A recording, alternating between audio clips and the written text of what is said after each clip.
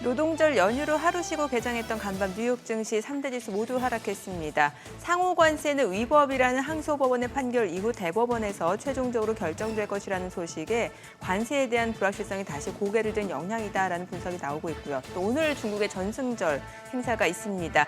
이를 앞두고 어제 푸틴 러시아 대통령과 김정은 북한 국무위원장이 중국으로 향했습니다. 네, 그렇습니다.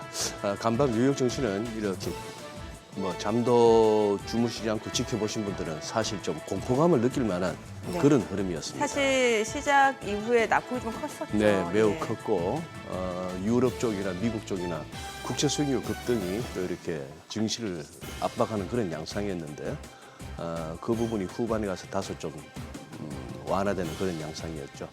자, 원래 중국 전승절은 80주년을 맞았고 열병식에서 첨단 무기도 공개된다고 합니다. 북중러 3국 정상이 나란히 선 모습도 볼 수 있을 것 같습니다. 네, 맞습니다. 시진핑 주석과 푸틴 대통령이 어제 정상회담도 가졌다고 하는데요. 김정은 주석까지 포함해서 3국 정상회담 열릴 가능성도 제기된 상황입니다. 네. 중국의 전성절을 계기로 북중러 3국이 앞으로 끈끈한 관계를 이어갈 수 있다는 전망이 나오는데요. 이에 트럼프 대통령은 3국의 밀착을 우려하지 않지만 푸틴 대통령에 실망한다는 발언도 했습니다. 네, 맞습니다. 트럼프 대통령이 전쟁 종식을 위해서 러시아와 우크라이나의 정상회담도 추진했지만 결국 푸틴 대통령은 중국과 밀착하며 반미축으로 가세한 셈이고 이에 대해서 며칠 후 자신이 파악한 흥미로운 것을 알게 될 것이라고 하니까 또 어떤 폭탄 발언을 내놓을지 주목을 해보셔야 될 것 같습니다. 지금 보시고 계신 머니쇼는 SBS 비즈앱과 유튜브에서 실시간 시청이 가능하고요. 국내 주식 정보 받아보실 분들은 카카오톡 채널 머니랩 추가하시기 바랍니다. 또 모든 투자 판단의 책임은 투자자분들께 있다는 점 알려드립니다. 그럼 글로벌 증시 상황부터 정리해볼까요? 최지연 아나운서 소식 전해주시죠. 9월의 저주가 시작된 걸까요? 뉴욕 증시는 연중 가장 저조한 성적을 내는 9월의 첫 거래일에도 일제히 하락하면서 이틀 연속으로 약세를 보였습니다. 시장에 이렇다 할 호재가 없다는 점이 문제인데 안 그래도 알리바바 쇼크로 인한 타격이 회복되지 않았는데 여기에 트럼프의 관세가 불법일 수 있다는 우려에 국채금리마저 큰 폭으로 오르면서 투자 심리가 좀처럼 개선되지 못하고 있습니다. 마감 상황 보면 오늘도 다우지수가 0.55% 내렸고요. S&P 500 지수와 나스닥 지수도 각각 0.69%, 0.82% 떨어졌습니다. 시총 상위 종목도 전부 내림세를 이어갔습니다. 특히나 기술주들은 밸류에이션이 워낙 높은 만큼 이번 알리바바의 자체 칩 출시 소식이 더욱더 기술주들의 부담으로 작용하고 있는데요. 엔비디아는 이로 인해서 앞으로 독주 체제가 흔들릴 수 있다는 경계 심리가 작용하면서 오늘도 2% 가까이 빠졌고요. 또 마이크로소프트도 0.31% 내렸습니다. 아마존은 미국 프라임 가입자 수가 줄었다는 소식이 나오면서 오늘 2% 가까이 빠졌습니다. 또 이런 건데 알파벳은 오늘 정규장에서 0.72% 내렸는데요. 장 마감 후에는 호재, 현재 시간외 거래에서는 급등세를 보이고 있습니다. 그동안 구글은 반독점 소송에서 패소하면서 크롬을 강제 매각해야 할 위기에 놓였었는데 조금 전 미국 연방법원은 결국 구글이 크롬을 매각하지 않아도 된다고 판결했습니다. 또 자사의 검색 엔진이 우선 배치되도록 하는 대가로 애플 등 스마트폰 제조사에 지급했던 비용도 중단할 필요가 없는 것으로 결론이 났는데요. 이에 따라 구글은 현재 7% 넘게 오르고 있고요. 애플 역시 구글로부터 받았던 대가를 계속 받게 되면서 현재 상승세를 이어가고 있습니다. 시총 6위부터다 보면 메타는 수십조 원을 주고 투자했던 스케일 AI와의 관계에 균열 조짐이 보이고 있다는 소식에 오늘 0.49% 하락했고요. 테슬라는 연이어 나오고 있는 판매량 부진 소식에 오늘도 1.34% 떨어졌습니다. 그 밖에도 버크셔 해서웨이는 10년 전 합병을 주도했던 크래프트 하인즈가 분사에 나서는 것으로 알려지면서 오늘 0.55% 내렸습니다. 오늘 나온 지표들도 우울한 시장 분위기를 살리진 못했습니다. 미국의 제조업은 6개월 연속으로 위축세를 이어간 것으로 나타났는데요. ISM 8월 제조업 PMI는 48.7을 기록하면서 전달보다는 오르긴 했지만 기준선인 50을 또 밑돌면서 여전히 위축 국면에 머물러 있음을 나타냈습니다. 세부 항목도 보면 제조업 생산 지수는 처음으로 위축으로 돌아섰고요. 특히나 생산 감소로 인해서 고용 수치도 팬데믹 이후 가장 낮은 수준을 유지했습니다. 이에 대해서 조사 측은 관세 불확실성으로 인해서 전반적으로 수요가 약세를 보이고 있고 또 이로 인해서 인력 감축도 가속화되고 있다고 설명했습니다. 다만 물론 긍정적인 부분도 있었는데요. 선행지표의 신규 주문지수는 작년 초 이후 가장 큰 폭으로까지 올랐는데 앞으로 이 부분이 전체 수치를 끌어올려줄지 지켜봐야겠습니다. 미국의 건설 지출도 7개월 연속으로 감소한 것으로 나타났습니다. 7월 건설 지출은 전월 대비 0.1% 감소했고요. 전년 동기 대비로는 2.8% 내렸습니다. 특히나 주택 부문 투자가 2년 반 만에 가장 빠른 속도로 감소했는데 높은 모기지 금리가 계속해서 주택 시장을 위축시키고 있는 것으로 보입니다. 간밤 국채 금리는 트럼프의 관세 불확실성 소식에 상당 압력을 크게 받았습니다. 주말 사이 미국 항소법원이 트럼프 관세에 대해서 위법 판결을 내린 가운데 만약 해당 판결이 대법원에서도 확정되면 트럼프 행정부는 관세로 벌어들인 돈을 되돌려줘야 할 가능성이 커졌습니다. 이에 따른 재정 불안 우려가 국채금리의 상방 압력으로 작용했고요. 또 여기에 유럽 국채금리가 뛰고 있는 점도 미국 국채금리를 끌어올렸습니다. 간밤 영국 30년물 국채금리는 영국의 증세 가능성에 1998년 이후 최고치를 기록했고요. 독일도 2011년 이후 수익률이 가장 높은 수준을 기록했습니다. 이 같은 영향에 오늘 2년물 금리는 덩달아 0.01%포인트 상승했고요. 10년물 금리와 30년물 금리도 각각 0.03%포인트, 0.04%포인트 올랐습니다. 전 세계적으로 재정 우려가 커지고 시장에 투매가 나오면서 전반적으로 오늘 시장에는 안전자산으로의 쏠림 현상이 나타났습니다. 이에 따라 달러도 상승 흐름을 보였는데요. 달러가 파운드와 엔화, 또 유로화에 비해서 강세를 보이면서 오늘 달러 인덱스는 0.57% 오른 98.33에서 거래가 됐습니다. 특히 안전자산 중에서는 실물자산인 금과 은에 매수세가 집중되고 있습니다. 그동안 금리나 기대감으로 오르던 금값은 트럼프의 관세 정책에 대한 불확실성이 커지면서 상승세가 가속화되고 있는데요. 이 같은 이유로 월가에서도 계속해서 금에 대한 목표 주가를 올려잡고 있습니다. 오늘 금 선물은 2.31% 뛰어오르면서 사상 최고가를 기록했고요. 은 가격 역시 오늘까지도 최고치 행진을 이어갔습니다. 또 마지막으로 국제유가도 급등세를 보였습니다. 우크라이나 전쟁이 격화하면서 러시아 원유 공급에 차질이 생겼을 것으로 전망됐고 최근 중국과 러시아가 밀착하면서 미국이 러시아산 원유에 추가 제재를 가할 수 있을 것으로 우려되자 큰 폭으로 오른 건데요. 결국 WTI와 브렌트유도 각각 2.53%, 2.48% 급등 마감했습니다. 굿모닝 마켓이었습니다.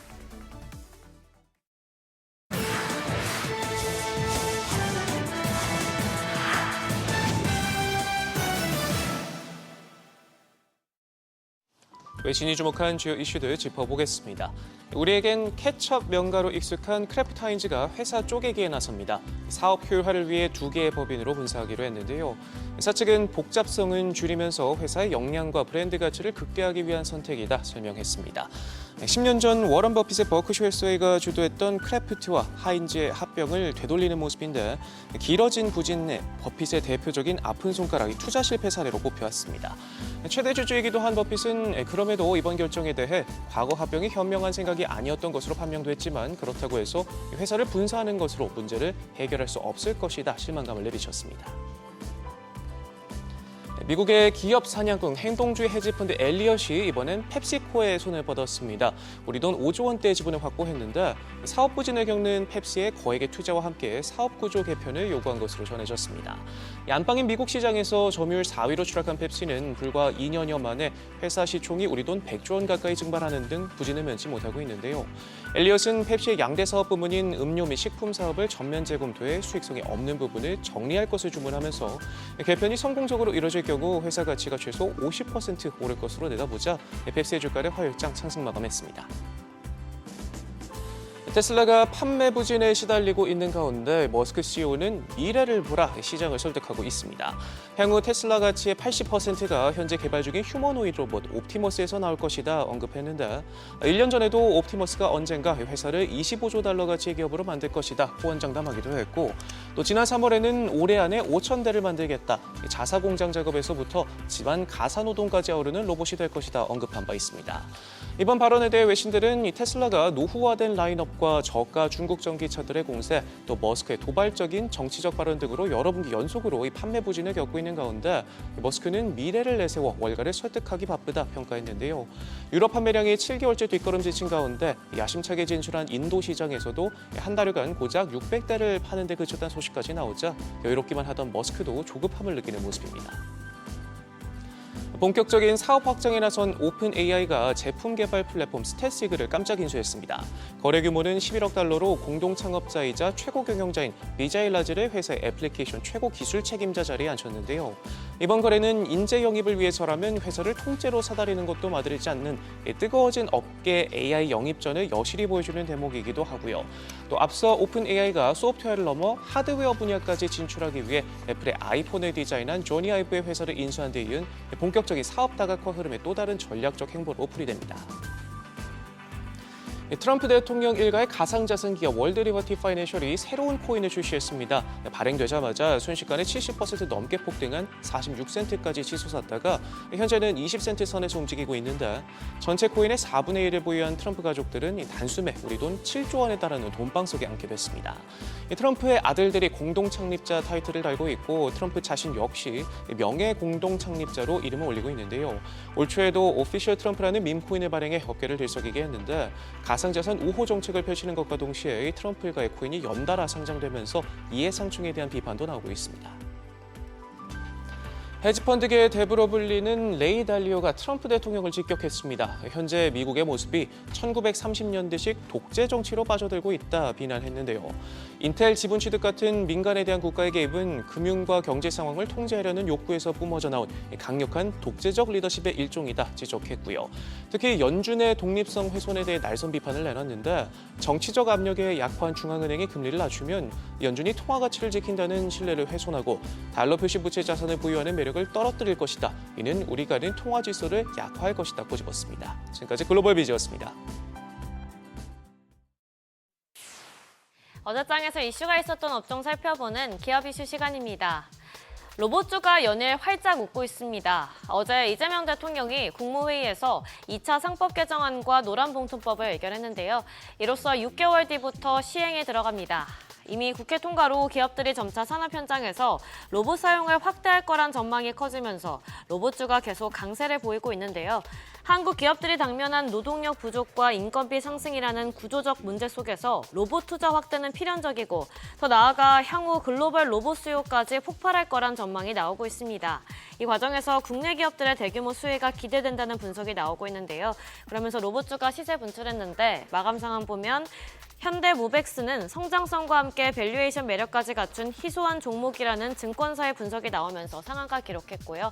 하이젠 R&M도 13% 넘게 뛰었고 러셀도 11.62%, SBB테크 10.12%, TSR 로보틱스도 9.52% 상승으로 마감했습니다.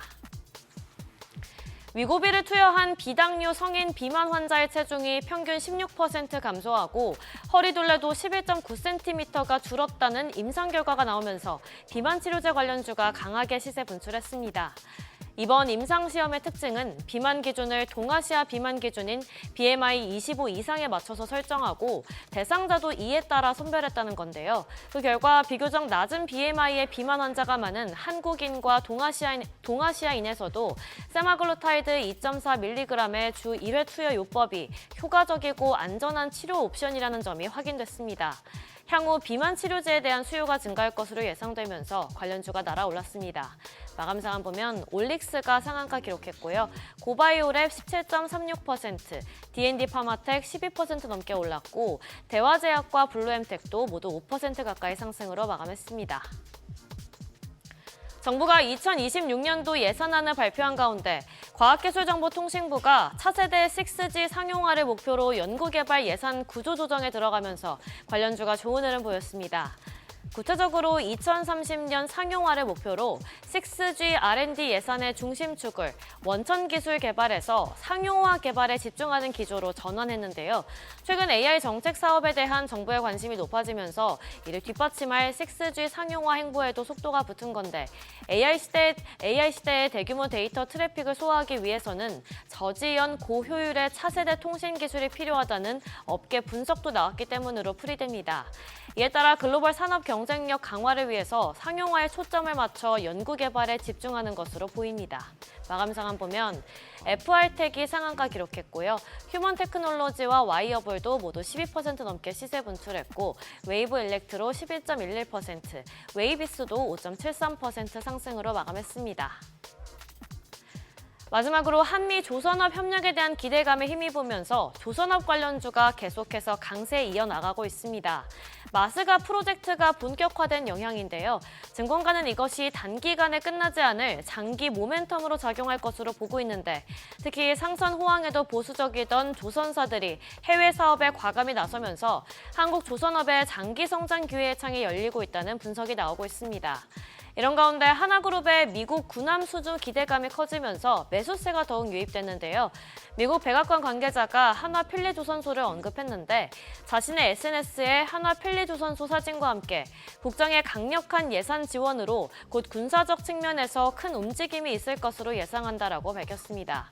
이에 미국이 조만간 한화에 군함 발주를 예고한 것이라는 해석이 나오면서 이 또한 조선주의 호재로 작용한 것으로 풀이됩니다. 마감 상황 보면 세진중공업이 17% 가까이 강세 보였고요. 오리엔탈전공 7.73%, 하이로코리아도 7% 넘게 뛰었고 KSP 6.06%, 마지막으로 태웅도 5.27% 강세 마감했습니다. 지금까지 기업 이슈 전해드렸습니다.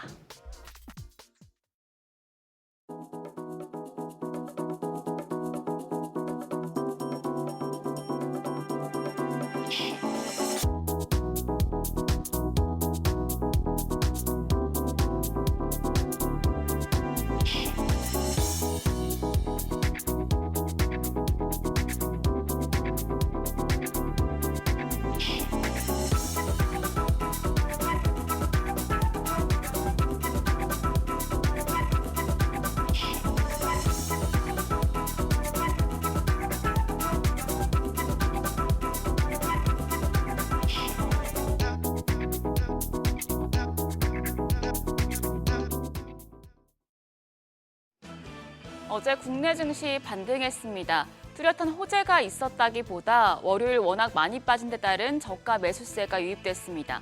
어쨌든 여전히 박스권입니다. 3,150포인트 이하로 떨어지면 매수세가 붙고 3,250선 위에선 투심이 위축되는 지루한 흐름이 이어지고 있습니다. 그나마 외국인이 6거래일 만에 매수 포지션을 취했기 때문에 외국인 투심 개선에 기대를 걸어보는데요. 일단 어제장 복귀하면서 오늘장 투자 포인트 확인하시죠. 코스피는 0.9% 올라 3,172선, 코스닥 1.2% 상승해 794포인트에서 거래를 마쳤습니다. 코스피는 3거래일, 코스닥은 4거래일 만에 반등에 성공했습니다. 큰 호재는 없었지만 알리바바발 AI 우려가 바로 진정됐고 상법 개정안 통과 등으로 주주가치 제고 기대감이 높아지며 회복 시도가 나왔습니다. 긍정적인 점은 외국인들이 매수로 기조를 바꿨다는 점입니다. 코스피에서 외국인들 4천억 원 가까이 순매수하면서 지수의 상승을 이끌었습니다. 6거래일 만에 매수 우위였고요. 선물 시장에서도 8천 개 가까이 순매수했습니다. 반면 기관은 1,400억 원 넘게 팔아냈고 개인들도 3,500억 원 가까운 매도 우위였습니다. 코스닥 시장에선 6거래일 만에 메이저 수급주체의 쌍끌이 매수세가 나타났습니다. 외국인 788억 원 순매수했고 기관도 200억 원 넘는 매수 우위였습니다. 개인만 홀로 876억 원 팔아냈습니다. 코스피 시총 상위 대형주들 강했습니다. 현대차를 제외하고 상위 9개 종목 모두 상승했는데요. 특히 알리바바 AI발 쇼크를 받았던 반도체 투톱이 하루 만에 낙폭을 만회했습니다. 삼성전자가 2.2%, SK하이닉스가 1.7% 상승했습니다. 여기에 방산과 조선 대표주들까지 모두 오름세였습니다. 특히 방산 대표주인 한화에어로스페이스, 폴란드 방산 전시회 개막 이후에 어제도 2% 가까운 상승세를 이어갔습니다. 코스닥 시장에서도 시총 상위단 대부분 강했습니다. 에코프로비엠과 파마리서치 제외하고 8개 종목이 상승했는데 시총 1위 알테오젠 3거래일 연속 상승세 이어갔고요. 펩트론과 리가켄바이오가 4% 넘게 오르는 등 제약바이오 대표주들 대체로 반등했습니다. 더불어 로봇 대표주인 네임보 로보틱스도 4거래일 만에 상승했습니다. 환율은 내렸습니다. 정기장 마감 시간 달러 기준 2원 70전 내린 1,391원에 거래를 마쳤습니다. 이후 야간 거래에서는 레벨을 높였는데요. 영국, 프랑스의 재정 우려와 일본의 정치적인 불안이 안전자산인 달러 선호 현상을 부추긴 영향입니다. NDF에서 달러원 1개월물은 오늘 새벽 6시 기준 1,395원 80전을 기록했는데요. 오늘은 외환시장 상승 출발할 가능성이 높겠습니다. 지수가 올라도 박스권입니다. 계절적으로 증시가 약하다는 9월, 증권가에서는 9월에 눈여겨볼 혹은 보수적으로 봐야 할 종목들을 스크리닝하고 있습니다. 하나증권은 계절성을 반영해서 이익 변동성이 낮은 고배당 혹은 저PER 종목에 관심을 가질 필요가 있다고 밝혔습니다. 미국은 계절적으로 9월에서 10월 저평가나 고배당 스타일이 강한데 한국 역시 미국과의 계절성이 상당히 유사하다는 분석이고요. 더불어 한국은 3분기 연간 실적 추정치가 하향되고 있는 상황이라 실적에 대한 신뢰도가 낮은 상태라며 순익 추정치가 상향되는 고배당 혹은 저PER 종목군이 알파 포트폴리오가 될 것이라고 했습니다. 해당 종목으로는 한국금융지주와 HDC, HDC 현대산업개발, 롯데지주, CJ, LGU+ 등을 제시했습니다. 한편 IBK 투자증권은 보수적으로 접근해야 할 종목들을 스크리닝했습니다. 그동안 시가총액 대비 외국인 순매수가 컸던 상위 종목들은 9월과 10월에 약세가 반복적으로 나타났다며 이들 종목은 특히 4분기가 시작되는 10월에 하락폭이 컸는데 이건 분기나 결산기 포지션 재조정이 국내 주식시장에서 외국인 의존도가 높은 종목에 대한 약세 압력으로 이어질 수 있다는 것을 보여준다고 밝혔습니다.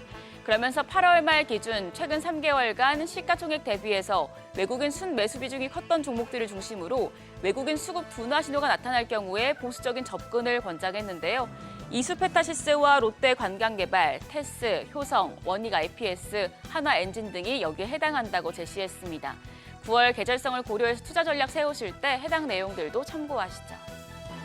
오늘 일정입니다. 한국의 2분기 GDP 확정치가 발표되고 유로존의 7월 PPI 그리고 오늘 밤에 미국의 7월 구인이직 보고서가 나오는데요. 해당 지표들 체크하시고요. 오늘 중국 전승절 열병식이 열립니다. 66년 만에 북중러 세 나라 정상이 한자리에 선 모습이 전 세계에 공개됩니다. 전승절은 대표적인 군사 외교 이벤트여서 방산주나 드론주, 중국 내수 소비주, 남북 경협주 등의 움직임 나타날 수 있겠습니다. 한편 어제 시간외 거래에서는 마스가 프로젝트와 관련해서 조선 기자재 쪽이 상승세 이어갔습니다.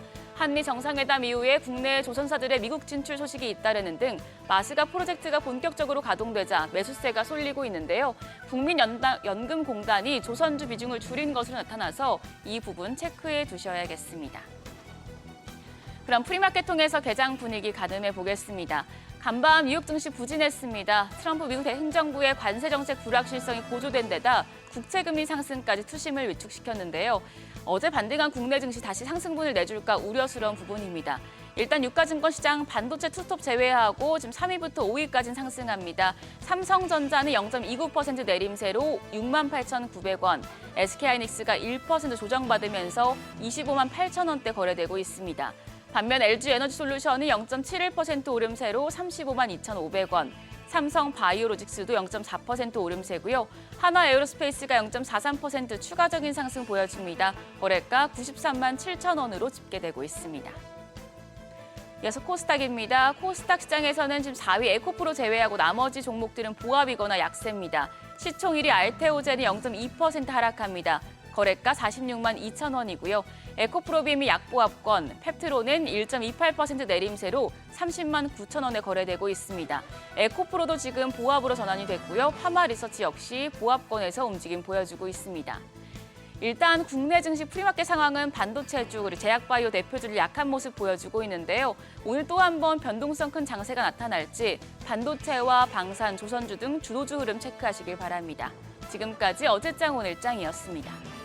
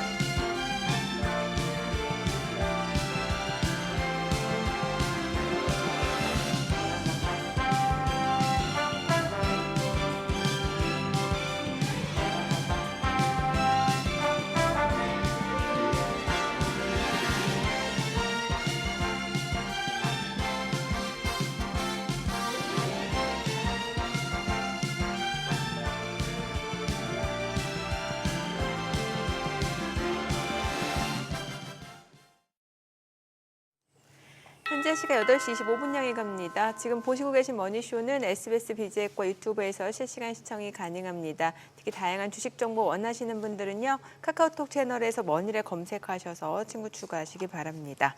보통 9월, 10월 이제 변동성이 큰 장세라고 하다 보니까 그렇다고 이럴 때 투자하시는 분들 또 쉬시지도 못하잖아요. 이럴 때 또 뭐 종목 네. 선택이라든지 아니면 시장 전망에 대해서 좀 많이들 궁금하실 것 같은데 네.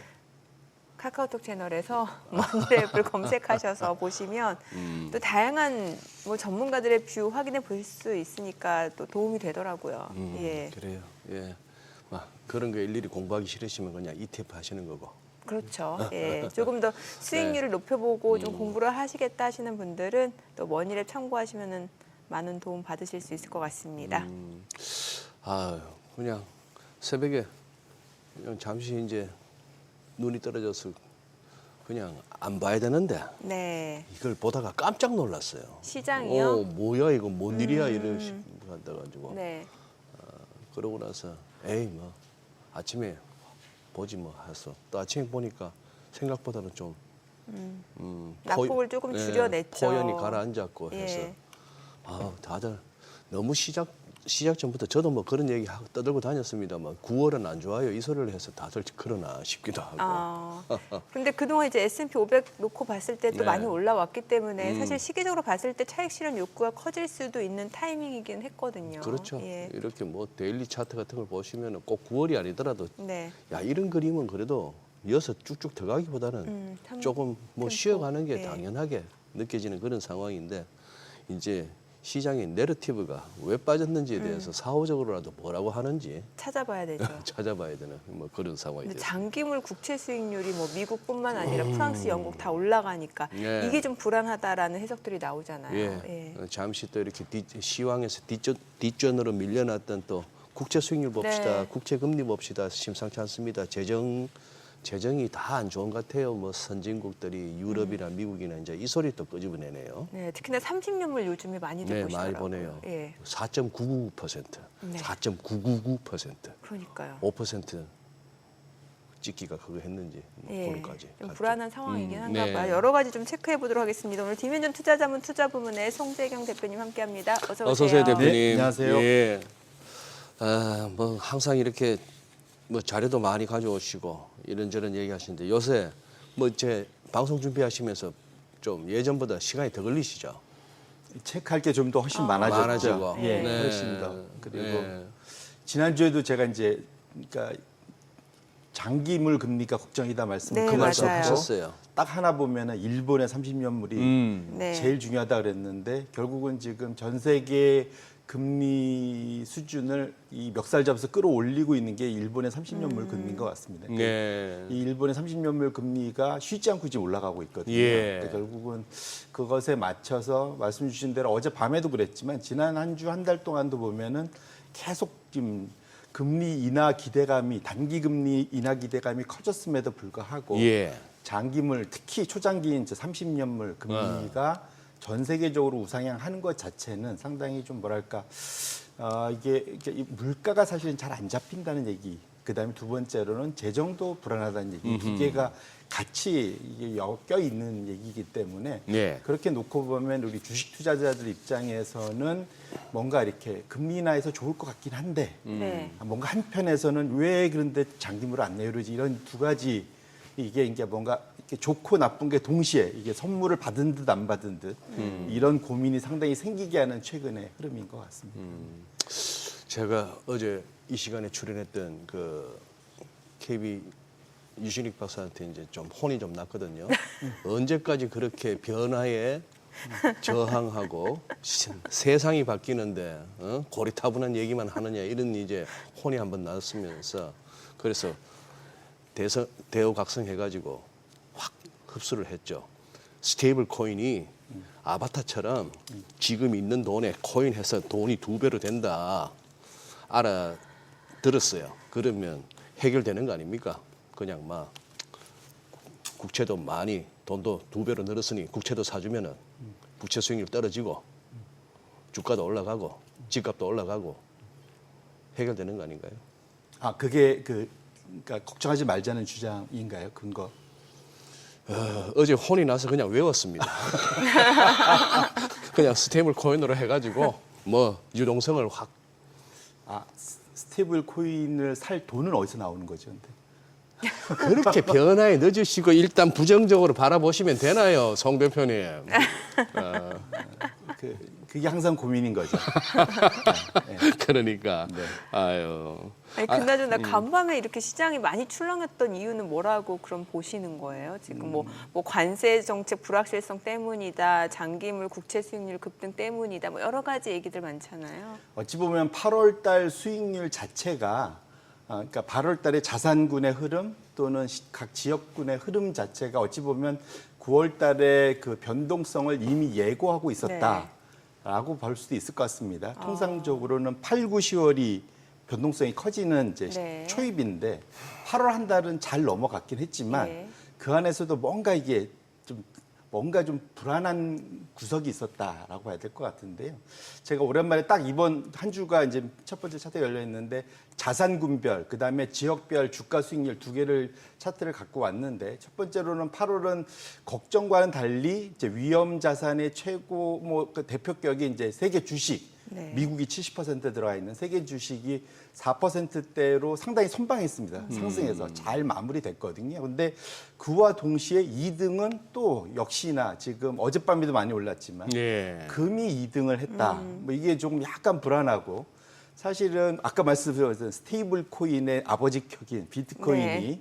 한 달간 보시면은 상당히 헤맸습니다. 예. 마이너스 4%. 어제는 좀 오르긴 했지만 네.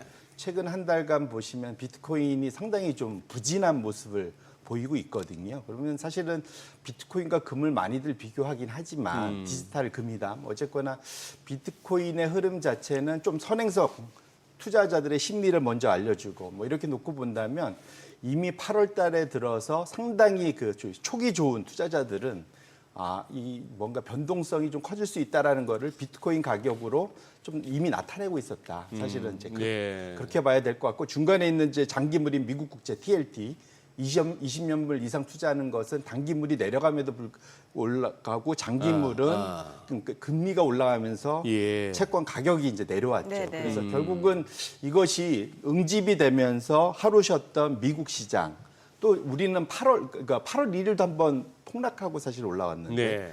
9월 1일 날 우리도 폭락하고 예. 어제는 좀 반등을 했잖아요. 그래서 어쨌거나 9월 첫째 날이 큰 미국 입사에는 어제 9월의 첫 거래일이었죠. 이제 같이 움직인 거고 다만 여기에서 지금 주식시장에서도 놓고 보면 미국 주도로 지금 많이 오른 것 같지만 사실은 파란 달은 중국 본토주가 윈이었습니다. 그래요. 예. 지금 보면은 압도적이잖아요. 거의 예. 9% 가까이 예. 상승하면서 심지어는 어제도 뭐 계속 이렇게 예. 올라가는데 역으로 그래서 사실은 좀 과열 얘기가 좀 많이 나오고 중국 있습니다. 쪽에는. 중국은 상당히 좀 너무 과하다. 여러 가지 측면에서 이런 얘기가 나올 정도로 이제 올라오고 이제 가장 큰 이유는 제가 이제 찬바람 불기 전에 추석 전에 중국이 추가 부양책이 있을 수 있다.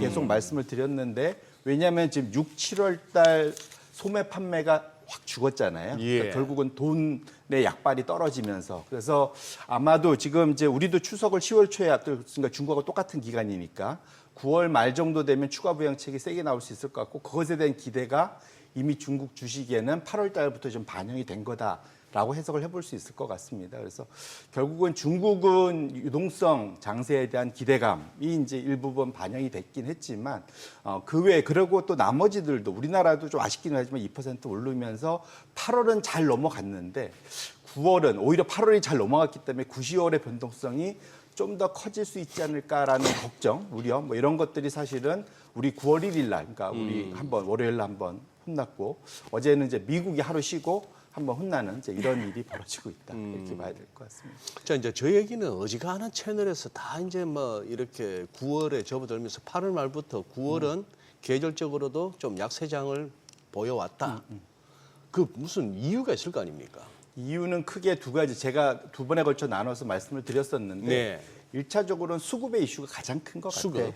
예, 네. 일단은 보통은 이제 그러니까 어느 하든 특히 미국 기준으로 보면은 1년 내내 올라오잖아요. 예. 근데 변동성이 있게 올라옵니다. 네.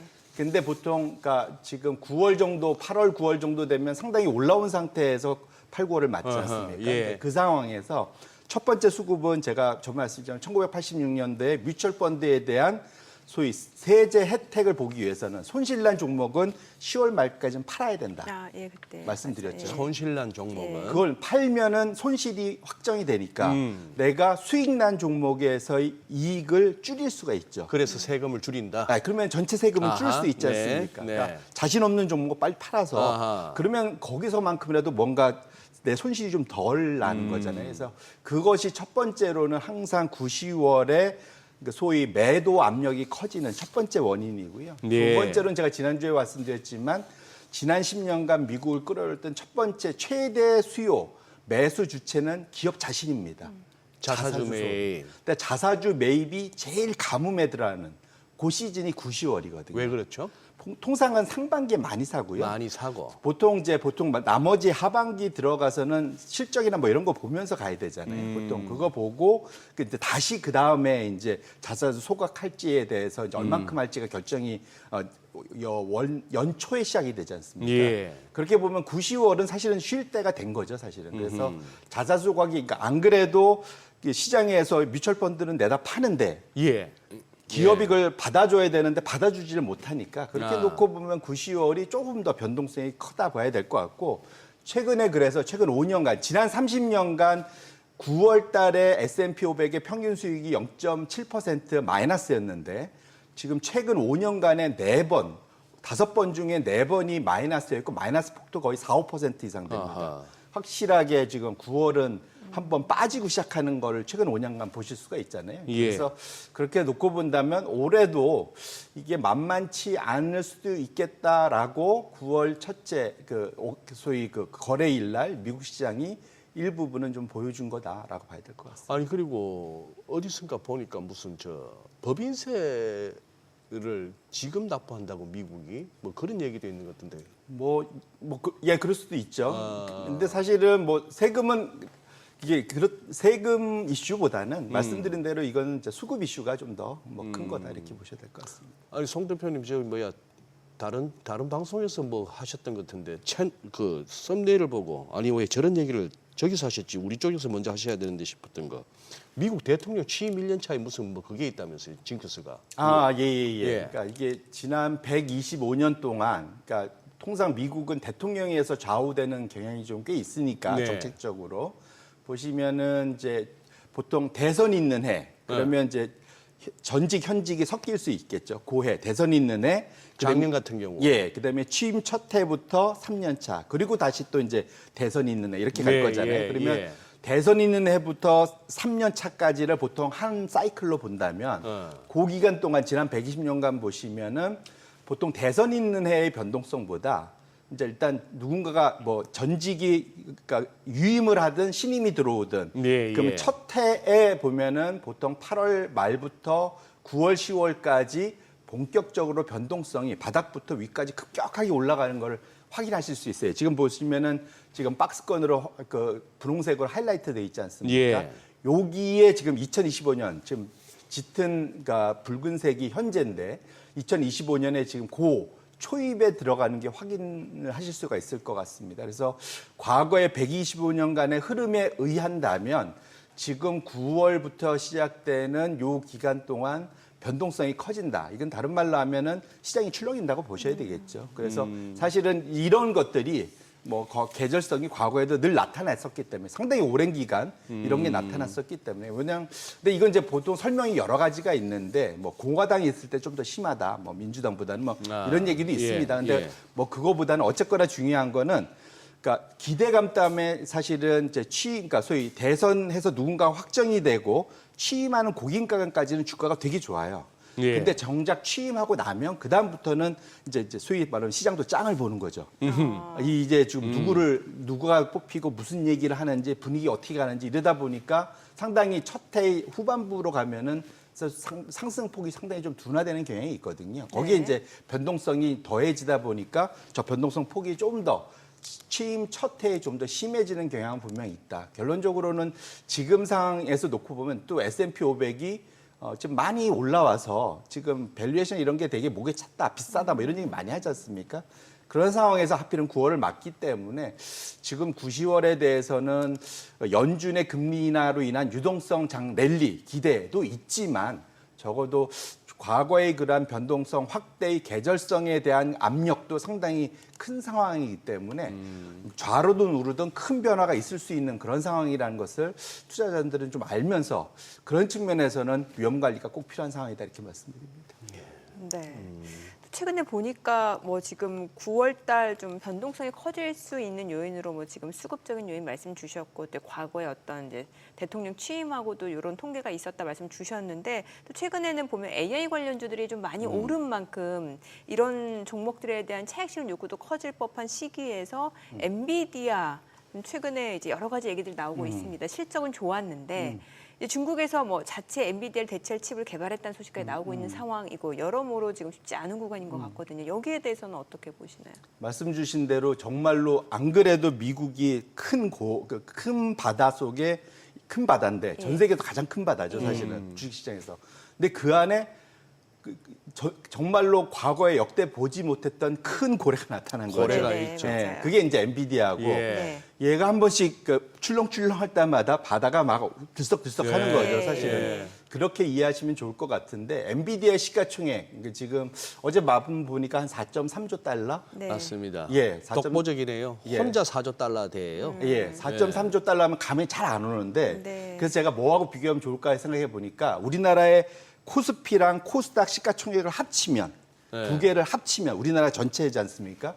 우리나라가 대략 달러 기준으로 2.1조 달러 정도 됩니다. 우리가 예, 우리나라 시장 전체가 2.1조 달러인데 혼자 4.3, 4.2 되니까 우리나라 시장 합친 거의 2배가 넘는 거죠. 네. 이제 우리나라가 지금 닥스 독일하고 거의 비슷한 규모거든요. 예, 2조 달러 때. 예. 근데 지금 저기에 표시는 돼 있지만 엔비디아 혼자 영국 시장 전체보다 크고 프랑스보다 크고 독일보다 큽니다.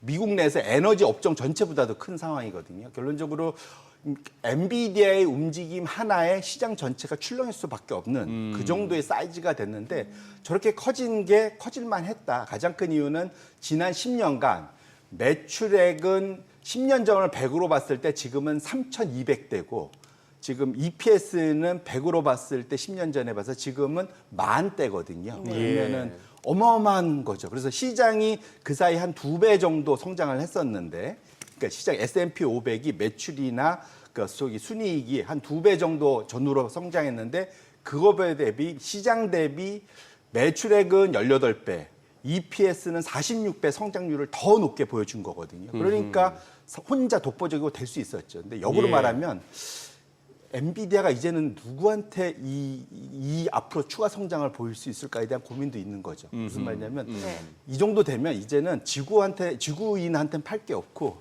외계인을 찾아서 팔아야 된다. 뭐 이런 얘기까지 지금 나오고 있어요. 그렇지 않습니까? 혼자. 그리고 그만큼 엔비디아의 힘이 커졌는데 지금 실적 발표 수요일 날 하면서 두 가지 걱정이 나왔습니다. 하나는 지금 여전히 이렇게까지 3년간 급성장했는데 여전히 소위 빅4한테 매출의 50%를 의존한다. 빅4라 하시면 마이크로소프트, 아마존, 메타, 구글. 네. 이 네 군데의 매출의 50%가 여전히 의지하고 있다. 이게 무슨 말이냐면 3년간 지금쯤 원래 3년 전에 기대했을 때는 이들의 비중이 30, 20 줄어들고 나머지가 커지면서 확산되는 그림이었거든요. 네, 네, 근데 네. 여전히 너무 소수한테 집중하고 있다. 역으로 말하면 이들이 조금이라도 돌아서면 아하. 매출이 급감할 수도 있지 않습니까? 급격히 둔화할 수 있고 이런 걱정이 여전히 첫 어떻게 번째. 보면 알리바바도 엔비디아의 고객 아니었나요? 그럼요. 예. 그러니까 어쨌거나 이게 첫 번째로 미국 내에 너무 너무 빅4한테 빅4한테 의존도가 의존하고 높다. 있다. 이것이 여전히 해결 안 된다는 게 앞으로도 리스크가 될 거다라는 걱정 하나. 두 번째로는 중국이 사실은 아까 제가 네네. 너스레로 외국인 얘기했는데 예. 외계인 얘기했는데 그러니까 엔비디아한테는 외계인이 중국입니다. 네네. 이 젠슨 황이 지금 중국에 500억 달러짜리 시장이 있는데 우리가 예. 못 들어가고 있어. 예. 돌려가게 한 거죠, 트럼프한테. 사실은. 아하, 이거 나 우리 놓치기 할래? 얘기를 했는데 지금 최근 일주일 사이에 나온 게 중국이 너무 미국이 몰아붙이니까 AI 생태계를 자체적으로 만들고 있다라는 얘기들이 많이 나오고 있는 거죠. 자금률이 굉장히 높아지고 있잖아요. 맞습니다. 예. 그리고 내년도도 지금 그 램프업 때는 그 SMIC 같은 데에서 소위 그러니까 미국의 TSMC 같은 거죠. 이쪽의 생산 캐파가 2배에서 3배까지 늘 거라는 거거든요. 이렇게 되면 엔비디아 없이도 이제 갈 수도 있겠다라는 걱정이면 500억 달러 시장이 사라지는 거죠. 그렇게 되면 엔비디아가 안 그래도 지금 미국 내 소수 기업에 집중돼 있는 매출인데 중국에서의 매출이 본격화되지 못한다면 저 높은 고평가를 과연 유지할 수 있을까에 대한 걱정 이런 것들이 나타난다 보셔도 될 것 같습니다. 아니 실제로 제가 무슨 기사를 찾아보니까 지금 이제 그 캠브리콘이라고 지금 준비해 주신 게 지금 중국의 엔비디아로 불린다고 하는데 맞습니다. 그 화웨이하고 그 캠브리콘 이게 또 한자어로 그대로 읽으면 한무기라고 하더라고요. 한무기. 네. 예. 그러네. 한무기. 한무기? 예. 그러니까 그 캠브리콘이라는 그 기업의 한자어를 그대로 표현해서 읽으면 한무기. 그래요? 네. 근데 이제 그 화웨이하고 이 캠브리콘 이렇게 점유율이 중국 내에서 40%의 AI 칩 달할 거다라는 얘기가 나오더라고요. 맞습니다. 예. 그러니까 결국 엔비디아가 못 팔고 안 파니까 네. 중국에서도 AI는 해야 되겠고 예. 하다 보니까 자체적으로 계속 기술 투자하고 돈 투자하다 보니까 이제 거의 막 그러니까 중국 정부가 멱살 잡고 끌어올린 거죠. 그래서 웬만큼 이제 올라왔다라는 평가를 받고 있는 건데요. 이 캠브리콘이 우리가 옛날에 캠브리아 연대기, 캠브리아기 뭐 이런 네. 말 있지 않습니까? 네. 이게 뭐냐면 저도 이제 그래서 찾아봤는데 네. 이게 그 캠브리아 대폭발이라는 게 있습니다. 이게 무슨 말이냐면 그 캠브리아 대폭발 이전까지는 단세포 동물이 그냥 아메바 같은 게 그냥 그 지구에서 대부분이었다면 네. 이 폭발 이후에는 다세포 동물 거기서 포유류 같은 이제 인간까지 나오는 그게 이제 전후가 이제 캠브리아거든요. 거기에서 이름을 따서 캠브리콘이라는 이름을 그런 만들었다고 의미에? 하는 그만큼 네. 자기네들이 큰 변화를 내겠다 뭐 이런 건데 예. 사실은 그 중국 내에서의 엔비디아는 엄밀히 말하면 화해입니다. 네, 네. 규모나 이런 것들은. 네. 예. 근데 상장된 게 캠브리콘이다 보니까 우리도 네. 뭔가 투자를 하고 싶은데 걔는 상장 안 돼 있고 비슷한 작은 애가 있으면 네. 거기에다가 투영하잖아요. 네, 네. 캠브리콘 주가가 그렇다고 보시면 될 아니 것 그 같아요. 주가가 지금 엄청 올라가지고 엄청나죠. 예 그래서 아까 이걸 얼핏 무슨 그림이 나왔던 것 같은데. 네, 네. 그 차트 한번 보시면 네. 엔비디아하고의 비교 차트입니다. 네 그래서 이걸 가지고 엔비디아가 추가 상승 여력이 있다라고 주장하는 뷰도 많은 게 네, 네. 이게 매출이 엔비디아가 그 캠브리콘보다는 한 180배 가량 많은데 네. 시총은 50배밖에 차이가 안 난다는 거예요. 그래서 훨씬 더 엔비디아 주가 추가 상승 여력이 있다 이런 얘기도 있더라고요. 뭐 그럴 수도 있죠. 예. 근데 문제는 그게 이제 그 얘기는 엔비디아가 중국에다가 수출을 더 할 수 있어야 예. 이제 그래야 된다고 봐야 되는데 요거는 단지 그러니까 사실은 캠브리콘은 엄청난 과열입니다. 회사 네, 자체도 주가 이제 자체가, 예. 예, 우리가 그러니까 왜 그걸 아까 말씀드렸는데 사실은 화웨이라는 더 큰 회사가 있는데 예. 그 회사는 비상장이니까 그 회사 거까지 물려받아서 예. 위임받아서 사실은 주가가 엄청나게 비싸진 거거든요. 그리고 최근 10년간 적자 보다가 올해 상반기에 흑자 전환했거든요. 그래서 지금 연초 대비 그러면 차트가 지금 엔비디아는 한 20% 상승을 했는데 네. 저 캠브리콘은 120% 네. 상승을 했어요. 그리고 최근 한 5년 뭐 이렇게 봐도 엔비디아보다 더 많이 올랐습니다. 사실은. 예.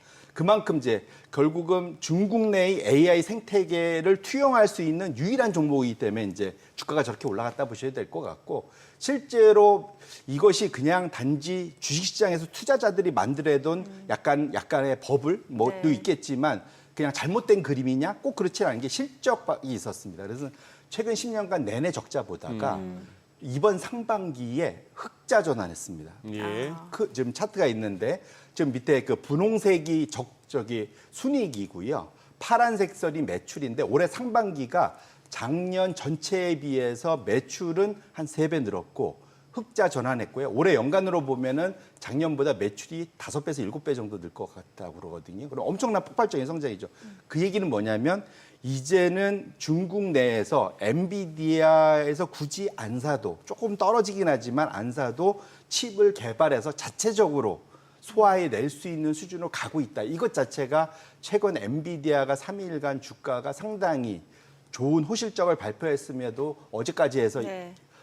그러니까 화요일 이렇게 3일간 계속 주가가 빠지는 가장 큰 원인이다라고 저는 해석을 하고 있고요. 그래서 결국은 미국이 대중국 반도체 규제를 한 것이 역으로 말하면 아이러니하게도 엔비디아의 추가 상승 여력을 제한하고 있는 이런 아이러니가 좀 발생하고 있다. 저는 그렇게 해석을 하고 있습니다. 근데 이게 고사양 쪽은 아니고 맞습니다. 저사양 쪽이기 때문에 사실은 고사양 쪽으로는 아직까지 갈 길이 멀긴 한 거잖아요. 근데 네. 이대로 그러니까 차라리 이럴 때 사실 이런 거잖아요. 자꾸 뭘 뿌려서 우리한테 의존하게 만들어야지 자체로 생산을 안 하는데 이렇게 하면 결국은 올라갈지 오히려 않겠느냐. 자금률이 높아질 수 그리고 사실은 저쪽은 그 소위 그 AI 하드웨어는 말씀 주신 대로 네. 엔비디아보다 둔화돼 있는데 네.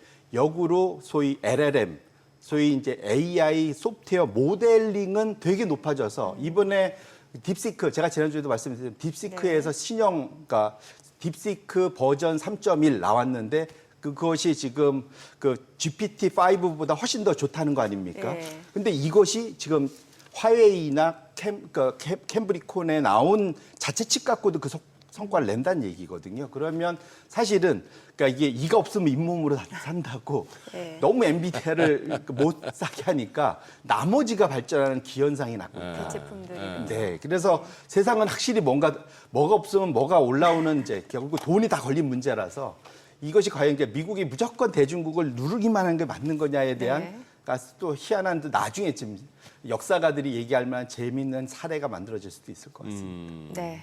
자, 지금 시각 8시 51분 지나갑니다. 오늘 양시장 호가 상황 좀 체크해 보도록 하겠습니다. 먼저 코스피 예상 7일지수부터 확인해 보도록 할게요. 오늘 0.6% 상승 예상되고요. 지금 3,191로 집계가 됩니다. 코스닥은 0.2% 내림세 예상되고요. 지금 호가에서는 791포인트죠. 시가총액 상위 종목 예상가 보도록 하겠습니다. 오늘 삼성전자 2.8% 강세가 예상됩니다. 어제도 2% 올랐죠. 오늘 지금 호가에서는 다시 한번 71,100원. 71,100원, 그러니까 7만 원 선 좀 회복을 기대해 볼 수 있을 것 같고요. SK 하이닉스 1.7% 상승 예상됩니다. 예상가 26만 5천 원. LG 에너지솔루션 보합 예상되고요. 삼성 바이오로직스가 0.2% 소폭 상승 예상됩니다. 지금 호가는 99만 9천 원. 한화 에어로스페이스 보합권 예상되고 있고요. 현대차는 0.6% 하락 예상됩니다. 지금 예상가 21만 8,500원, 기아도 0.9% 하락 예상되고요.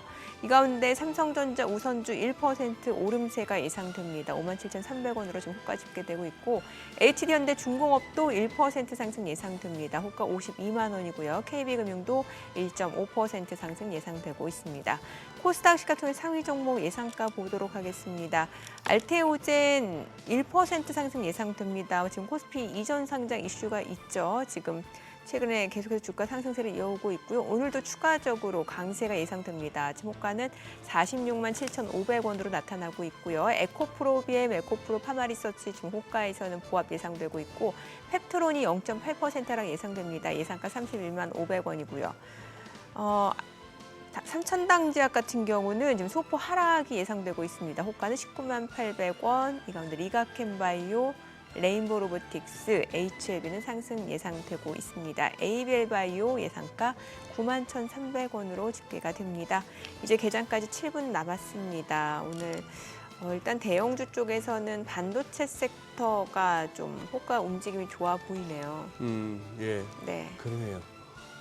아무래도 어제 미국장이 이렇게 장중에 낙폭 네. 줄이는 그 강도하고 지금 지선물 흐름 또 구글이 또 살아나는 그런 분위기다 보니까 지나간 충격보다도 그래도 좀 회복력을 보일 만한 그런 시장 흐름 같네요, 그죠? 네. 예, 우리도 오늘 뭐 금리가 어떻게 될지는 모르겠는데 지금 개장 전 분위기로 봐서는 미국 따라가지는 않겠다 하는 그런 게 좀 보이기도 하고. 근데 아까 저기 보여주셨던 그 차트에 캠브리콘이 진짜 주가가 너무 올랐죠. 강하게 치솟는데 그 좌측 우측이 서로 다르죠? 단위가 다른 거죠? 아닙니다. 같은 겁니다. 같은 단위예요? 연초 이후에 엔비디아는 바닥 대비는 2배 올랐지만 네. 연초 기준으로 보면 한 20% 정도 올랐거든요. 아니, 제 얘기는 이쪽 왼쪽이든 오른쪽이든 지금 어느 쪽은 달라고 어느 쪽은 위안이고 그런 거죠. 아니요, 그냥 수익률입니다. 수익률, 네. 수익률로. 네, 수익률로 봐야죠. 수익률로 네, 수익률. 본 차트다. 네네. 그래서 하나는 20%, 하나는 120%. 그러니까 당연히 차이가 나. 근데 사실 엔비디아가 전 세계에서 가장 큰 회사가 20% 올라온 것도 대단하죠, 사실은. 덩치가 큰데. 예, 예. 그 사이즈가. 예. 예, 그렇게 연초 대비 20%는 올랐으니까 어마어마한 거죠, 사실은. 네. 한번 참고 삼아 한번 저도 들여다봤는데 이 시총이 1조 달러 넘는 회사가 S&P 500개 중에 대충 몇 개 되는 것 같습니까? 1조 달러 넘는 1조 게. 달러를 시총이 1조 달러 넘는 데가 9개네요. 예. 9개인데 그중에서 4조 달러 되는 엔비디아가 독보적이고 어제자로 4조 1,670억 달러. 그다음 마이크로소프트 2등이 3조 7,500억 달러로 뚝 떨어지고 9개 중에 이제 제일 이제 말석에 있는 게 테슬라입니다. 1조 623억 달러 이렇게 되는데 우리 삼전이 한 3천억 달러 정도 되네요. 네. 달러로 치니까. 네. 그랬더니만 비슷한 시총이 코카콜라, 쉐브론 이런 애들이고 팔란티어 테크한테도 밀리네요. 삼성전자가. 야, 그러니 삼성전자도 미국 가야 제대로 좀 평가를 받으려나? 시가, 총액 이런 측면에서. 여기서는 맨날 디스카운트 되려나요? 근데 TSMC조차도 TSMC도 ADR이 전에 제가 작년에 말씀드렸는데 ADR이 그러니까 지금 본토, 그러니까 대만 증시에 상장된 것보다 수익률 격차가 한 15, 20까지도 벌어졌었잖아요. 미국 게 더 높다. 예. 뭐 그래서 사실은 근데 그래서 다들 그 얘기했죠. 그러니까 삼성전자가 GDR은 있는데 ADR이 없지 않습니까? 예. SK 하이닉스도 마찬가지고. 예. 그러니까 둘 다 사실은 그러니까 대신에 거꾸로 미국의 ADR을 발행하면 귀찮은 일이 정말 많습니다. 귀찮은 일이 예, 그러니까 규제 측면에서 맞습니다. 예, 그러니까 소위 말하는 그러니까 그 한정 같은 케이스도 보면은 예. 이게 한국에서 한 사업 보고서보다 미국에서의 사업 보고서가 훨씬 더 그 디테일합니다. 그러니까 소위 우리라 보면 영업 비밀스러운 것들도 막 열려 있거든요. 예. 그래서 제가 예전에 한 점 분석할 때도 오히려 미국의 그 소위 사업 보고서를 훨씬 더 많이 참고했던 기억이 납니다. 그래서 거꾸로 말하면, 그러니까 삼성전자하고 SK 하이닉스가 그 당시에는 미국 가면은 귀찮은 일이 많아지니까 안 간 것 같거든요, 사실은. 근데 그게 지나놓고 보면은 실수였죠, 사실은. 갔어야 되는데. 본인들을 위해서. 근데 대신에 그렇게 이제 엄한 그 뭐 시어머니 같은 사람이 이렇게 눈을 부릅뜨고 있으면 우리가 그때 봤었던 여러 가지 3전에 안 좋았던 일들 이런 일들이 안 벌어질 수도 있거든요. 역으로 말하면. 그래서 그런 측면에서는 오히려 ADR을 그러니까 GDR을 차이 다 없애고 ADR로 가는 것도 한 방법이다. 저는 그렇게 생각을 하고 있습니다. 예. 이제 FMC 지금 대표님 우리 공부하고 가시죠. 어떤 거? ADR이 뭐야라고 하시는 우리 시청자분들 계세요. 이게 무슨 말이냐면, 그러니까 어느 나라의 그러니까 주식이라는 것이, 그러니까 한국에서 발행을 하면 한국 시장에 기본으로 있는데 다른 나라에서 한국 시장에 맨날 새벽에 와서 거래하기 힘들잖아요. 네. 그럴 때 다른 나라 일정 부분을 데파짓을 그러니까 예금해놓고 미국이든 영국이든 또는 독일이든 이런 데에다가 추가 상장을 할 수가 있습니다. 주식을. 예, 그래서 미국에 상장되어 있는 우리나라의 종목들 이런 걸 보통 ADR이라고요. 네. A가 아메리칸이고요. GDR은 영국 런던에 상장되어 있는 거. GDR이 영국 런던. 예. 왜 G죠? G는 이제 뭐 그레이 브리티시 뭐 그거 할 때 뭐 G겠죠. 그러니까 앞에 그 G가. 아니면 뭐 그리니치 천문대 G인가? 그레이 브리티시 같은 거 그럴 그렇다 겁니다. 치고. 그 G도 그런 G가 거고. 영국이고. 예, 뭐고 E도 EDR도 있습니다. 그의 나머지 지역은 또 EDR이라고 보통 표현하거든요. 그래서 DR이 Deposit of Receipt. 예, 리시트. 그러니까 소위 예금 증서, 예금 증서. 뭐 그런 식으로 되는데 어쨌든 특정 부분 주식을 데파짓을 해놓고 거기를 기초자산으로 해서 거기다 상장하는 그런 건데. 보통 그렇게 상장을 하면 특히 미국 같은 경우는 자신들의 회계 정책에 맞춰서 모든 것을 거기에다가 보고를 해야 되거든요. 네. 근데 SEC나 이런 데가 워낙 깐깐하기 때문에 그들한테 보고를 하려면 우리나라가 상당히 그렇게 보면은 순둥순둥합니다. 아, 그래요? 예. 한국 거래소 이런 왜냐하면 말씀 딱 정확히 주셨는데 삼성전자가 한국에서 콧방귀 끼지 뉴욕 가갖고 그만큼 힘을 쓰겠습니까? 그런 측면에서 놓고 보면 우리나라에서는 소위 법도 좌지우지할 수 있는 것이 우리나라 재벌 그룹인데 뉴욕에서는 그게 안 통하죠. 이제 그것도 같이 보셔야 될 것 같습니다. 예. 네. 뭐 또 얘기하면은 또 그 얘기는 개장 보고 하려고 하면서 끊으실 거죠. 아이고 시간이 좀 애매하긴 합니다. 예, 시간이 애매하긴 한데. 그럼 자, 노래 한 곡 하시고. 아니 그래서 이제 오늘 국내 증시는 어떤 전략 좋은지 짧게만 얘기해 주세요. 앞에 아까도 네. 근데 전 그 전략이 맞다고 예. 보는데요. 9, 10월은 좀 소나기 올 때는 좀 피해가는 게 일단 맞고요. 피하는 게 맞다. 예. 고배당주를 관심 가져볼 만할 것 같습니다. 알겠습니다. 네, 네. 자, 간밤 뉴욕 증시 3대 지수 좀 많이 떨어지는 상황이었고 이제 장기물 위주로 국채 수익률이 급등하면서 불안감이 좀 커지고 있는 상황인데요. 글쎄 오늘 국내 증시 일단은 뭐 호가 흐름만 봤을 때는 반도체 섹터가 시장 상승을 이끌 것으로 예상이 되고 있는데 국내 증시를 확인해 보도록 하겠습니다. 개장합니다.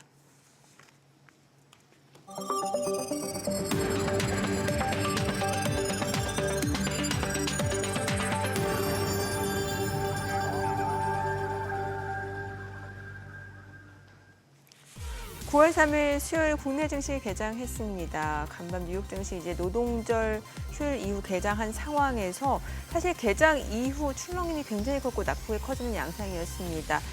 채권 시장 불안감도 커지는 모습이었습니다만 다행스럽게도 낙폭은 좀 줄여내는 모습이었고 일단 30년물 국채 수익률이 5%까지 지금 육박한 상황이고요.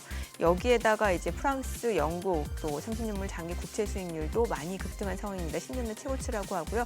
그만큼 전반적으로 장기물 위주 채권 가격이 좀 약세다라고 보시면 될 것 같고 그런 부분이 시장에 많은 불안감을 줬던 것 같습니다. 저는 양시장 출발지수 보겠습니다. 코스피 강보합권으로 3,177, 코스닥 보합권 793이죠. 양시장 혼조 출발이고요. 시가총액 상위 종목 시초가 보겠습니다. 삼성전자 호가와는 분위기가 좀 다르네요. 지금 69,300원 그리고 SK하이닉스 보합권으로 26만 원. LG 에너지솔루션이 2% 올라갑니다. 35만 7천 원. 삼성 바이오로직스가 0.3% 상승 중이고요. 한화 에어로스페이스가 0.5% 올라갑니다. 93만 8천 원이고요. 현대차가 보합권입니다. 22만 원. 그리고 기아가 0.5% 떨어집니다. 삼성전자 우선주는 1.2% 상승하고요. HD현대 중공업 0.58% 하락합니다. 51만 1천 원이고요. KB금융 0.6% 올라갑니다. 11만 원이네요.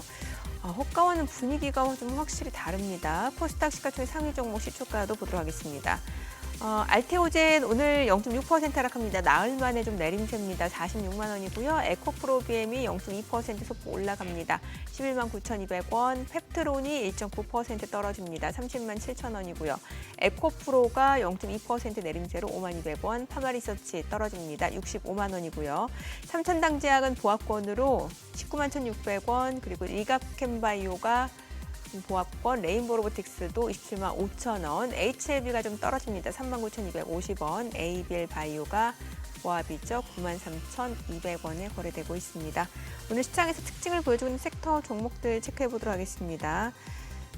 오늘은 원전주가 좀 움직임이 있네요. 지금 보니까 두산 에너빌리티가 2.48% 상승을 보여주고 있습니다. 61,900원에 거래되고 있는 상황이고 어제도 두산 에너빌리티는 1% 상승이었죠. 이틀 연속 오름세입니다. 한국전력도 0.9% 올라가고요.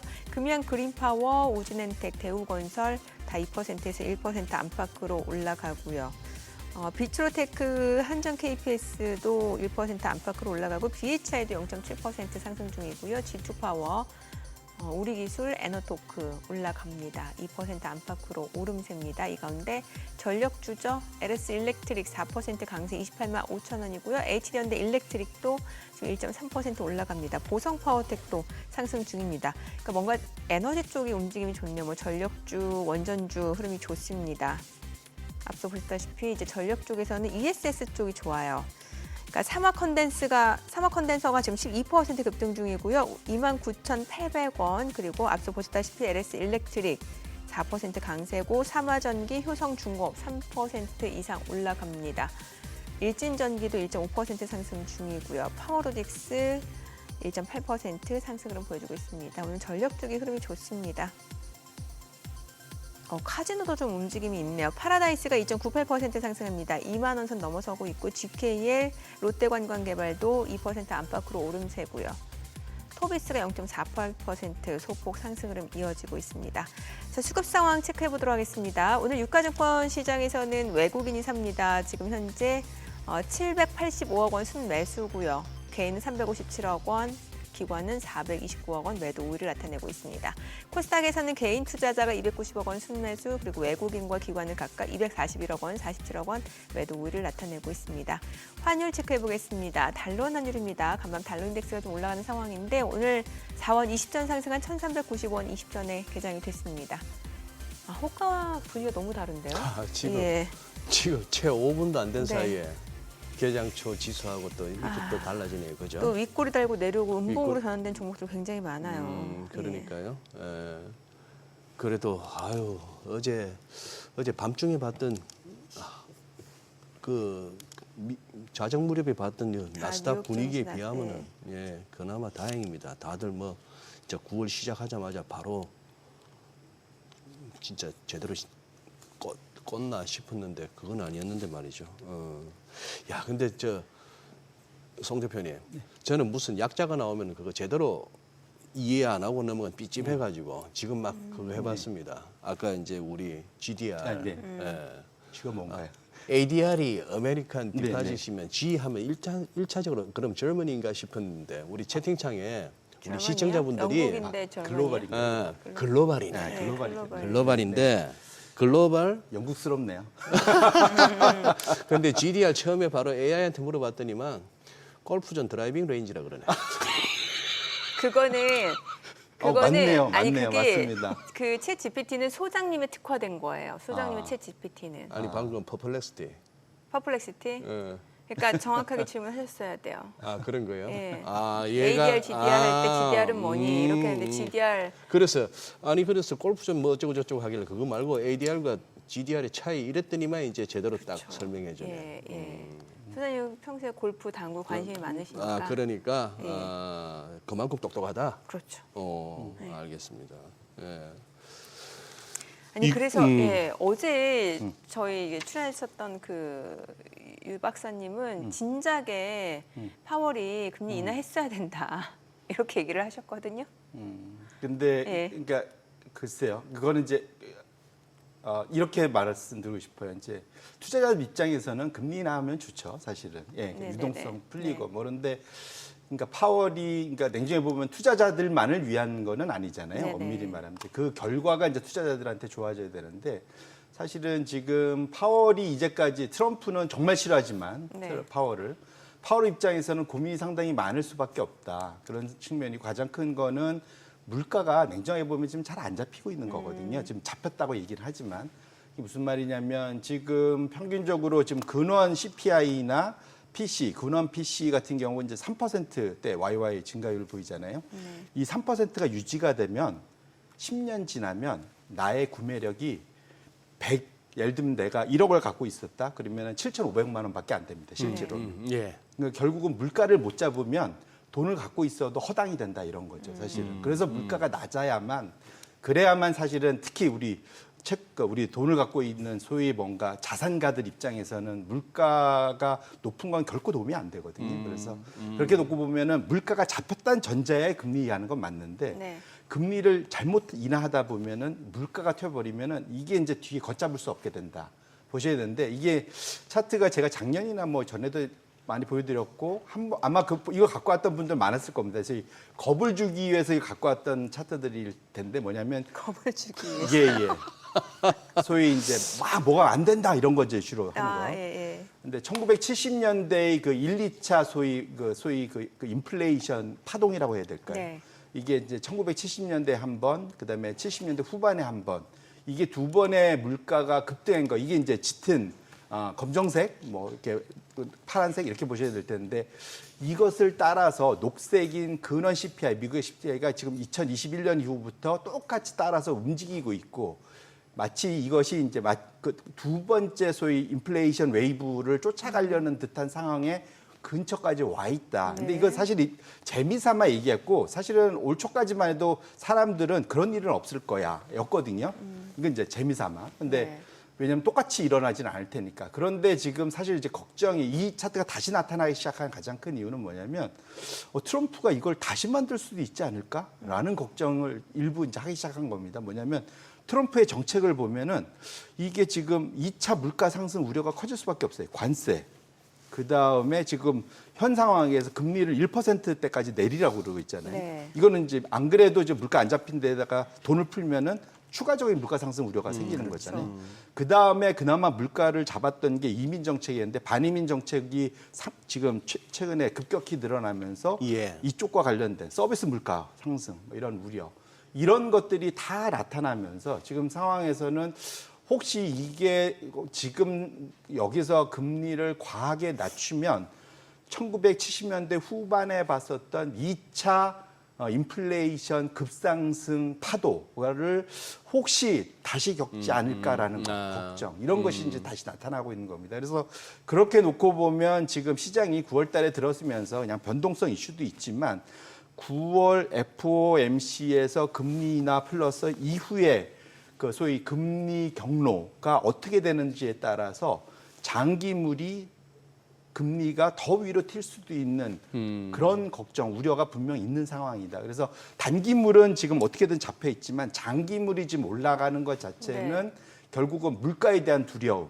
네. 그다음에 재정에 대한 두려움 이런 것들이 다 녹아 들어가는 거기 때문에 그것 자체가 상당히 시장에는 뭐랄까 이게 걱정스러운 상황 이렇게 예. 보셔야 될 것 같습니다. 그래서 우리 이 시간에 소장님이 설명해 주셨잖아요. 그 스티프닝. 네. 이게 그럼 좀 더 심해질 아주 수 심해지는 거죠. 있다고 예. 보시는 예, 거예요? 아주 심해지는 거죠. 그럼 그러니까 좀 뭔가- 단기하고 장기하고 예. 더 벌어지는 거죠. 이렇게. 예. 그런데 그렇게 보면 시장에서도 지금 9월 달에 지금 그 미국 재무부가 지금 국채 엄청 발행하려고 네, 네. 하는데 저렇게 되면 점점 단기물로 몰리게 되거든요. 예. 그것 자체는 또 단기물이 추가 금리가 내려가지 못하게 네. 하는 상승 압력으로도 네. 작용할 수 있기 때문에 여러 가지 측면에서 놓고 보면 지금 미국에 또 지금 그 사이에 없어졌던 지금 보니까 상호보험도 급격히 발행이 지금 늘고 있더라고요. 모든 게 지금 초단기로 그 자금을 좀 다 끌어당기고 있어요, 기업들도. 네. 그런 측면에서 놓고 보면 지금 시장에서 유동성 장세를 기대하고 있다는 측면에서 놓고 보면 역으로 자금이 좀 빨려 나가는 그런 느낌도 같이 있어서 만만치 않은 9월이 되겠다 이렇게 좀 생각하고 있습니다. 그러면 요거 한번 송 대표님 견해가 듣고 싶은데요. 그게 있지 않습니까? 어제 밤에 진짜 속보성으로 이렇게 영상 만들어 올리시는 분들은 새벽에 잠도 안 자면서 이거 큰일 났다, 이거 유럽 이거 파산 난다, 국제시장 움직임 보니까 뭐 이런 식으로까지 이제 자극적으로 이제 올리는 거예요. 그러면서 아무래도 사람들이 걱정스럽고 하니까 이제 보게 되니까 2011년에도 그랬어요. 무슨 피그즈 그러면서 곧 유럽 망할 것 같고 유로 좀 깨질 것 같고 했는데 지금 또 이렇게 세월이 지나니까 괜찮단 말입니다. 지금 그 부분 어떻게 봤어요? 영국, 프랑스, 독일 할 것 없이 다 지금 이제 난리인데 곧 무슨 뭐 재정 때문에 망가질 것처럼 얘기들을 하는 사람들도 있는데 어떻게 보십니까? 결론적으로는 2011, 그러니까 그 호들갑이라고 예, 예. 지금 네, 네. 보여지는 건 분명 맞는데 지금 다만 걱정되는 건 뭐냐면 2011년하고 지금과 가장 큰 차이는 네. 그때에 비해서는 피그스나 이때에 비해서는 제가 전에도 한번 보여드렸지만 유럽의 장기 금리가 많이 내려와 있는 거 보여드렸어요. 예. 10년물 금리가 예. 거의 뭐 미국하고 별 차이 없이 내려와 있는 걸 보여드렸는데 그때하고 지금의 가장 큰 차이가 뭐냐면 그 각국의 정부 부채가 GDP에서 차지하는 비중이 급등을 해버렸어요. 네네네. 그 사이 다 계속 부채를 쌓아 올려서 네. 미국도 지금 120%죠. 네. 예. 영국, 독일 제외하고는 프랑스, 이탈리아 뭐 다 지금 120%뭐 이 정도 때가 된다는 거죠. 100%가 넘어가는. 예. 그러니까 여기서는 그때하고 달리 그때는 1~2%포인트 금리가 올라갔을 때 겪는 이자 상승보다 지금 1%포인트 움직이는 것이 이자 비용 부담이 훨씬 커진 겁니다. 왜냐하면 부채의 규모가 예, 커졌기 예. 때문에. 그렇게 놓고 본다면 지금 사실은 금리의 절대 레벨은 사실 그때에 비해서는 많이 낮아져 있지만 하지만 절대 규모의 부채가 늘어나 있기 때문에 사실 두 개를 합쳐보면은 사실은 걱정은 할 만하다. 지금 상황 자체는. 그래서 30년물 금리가 지금은 미국도 금리를 낮추려고 하고 유럽은 이미 낮춰왔음에도 예, 불구하고 이런 걱정이 있는 것이 장기 금리가 내 마음대로 안 되고 있는 것. 이것 자체가 결국은 그 부채가 엄청 쌓인 만큼 돈이 많이 풀려 있어서 이것 자체가 물가를 잡기가 쉬워 보이지 않는 이런 것들이 다 연결돼 있기 때문에 예. 지금 상황에서는 장기 금리에 조금이라도 여기서 지금 다들 걱정하는 어떤 심리적인 저항선을 뚫고 올라간다면 그러면 주식시장에는 상당히 좀 타격을 줄 수 있는 것만은 분명하다 이렇게 말씀드립니다. 뭐 미국채 시장도 무슨 뭐 단기 한 2bp 내외, 중장기로 가서 한 3, 4bp 뭐 평소 수준이긴 합니다만 조금 올랐지만 중간에는 출렁거림이 있었다고요. 유럽이 하도 난리를 치니까. 그랬더니만 또 이제 미국발 시황에서는 만약에 트럼프 대부분에서조차 트럼프 대통령의 관세 정책이 무효다. 그리고 그동안 거둬들였던 관세 수입 다 돌려줘라. 이렇게 되면은 또 국채 찍어서라도 돌려줘야 된다까지 막 스토리가 막 가는 거예요. 거기까지는 안 가지 않겠습니까? 그러니까 왜냐하면 좀 다른 또 여러 가지 법을 이용한 새로운 또 대체안들을 그렇죠. 준비하고 있는 예. 걸 알고 있어서 예. 거기까지는 그런 복잡한 상황까지는 안 가고 현재 대법원이 그래도 뭐랄까 지금은 아마 제 기억에는 그 소위 공화당 트럼프를 지지하는 판사 성향들이 좀 더 많은 걸로 많아요. 보여요. 예. 있기 때문에 거기까지는 가지 않지 않겠냐라 생각하는데 사실은 그거보다는 지금 현재 그 소위 그 미국의 재정 적자 상승 속도가 증가 네. 속도가 지금 관세 늘어난 것보다 훨씬 더 빠르거든요. 관세 수입보다. 예, 그거기 때문에 사실은 그 관세 이슈보다는 기본적으로는 재정 적자의 증가 속도가 너무 커서 네. 네. 사실은 이런 일이 벌어지고 있다 이렇게 보셔야 될 것 같습니다. 그러니까 결과적으로 유럽도 그렇고 뭔가 좀 금리 인하를 할 수밖에 없는 상황이고 트럼프도 계속해서 연준을 압박할 수밖에 없는 상황이잖아요. 이자 비용이 늘어나다 보니까. 맞습니다. 예, 예. 근데 결국은 이제 허리띠를 졸라매야 되는데 어느 나라도 허리띠를 졸라매긴 싫은 거죠. 예. 근데 표가 뚝뚝 떨어지는 소리가 나지 않습니까? 그러니까. 네. 네. 자료 준비하신 것 중에 그 데이터 센터 투자, 네. 예, 요 내용 좀 알려주세요. 예. 지금. 예. 뭐 결론적으로는 이게 이제 시대를 반영하는 건데 네. 예. 한마디로 그러니까 그 빌딩, 그러니까 소위 건설 투자의 대상들이 있는데 그 중에 오피스 빌딩, 네. 사람들이 들어가서 일하는 사무실, 예, 예. 그 빌딩을 만드는 거, 저게 이제 노란색이고요. 그 다음에 짙은 검정색이 소위 데이터 센터, 서버가 들어가야 되는 데이터 센터 건물을 만드는 투자. 예. 요거를 이제 연환산해 갖고 투자를 한 건데 현재 상황에 보면 이대로 가면 아마 올해 연말 되면은 서로 역전될 것 같아요. 그러니까 결국은 저 정도까지예요. 예, 데이터 센터가. 어마어마하죠. 결국은 이제 저것이 의미하는 바는 이제 사람을 AI가 다 대체한다.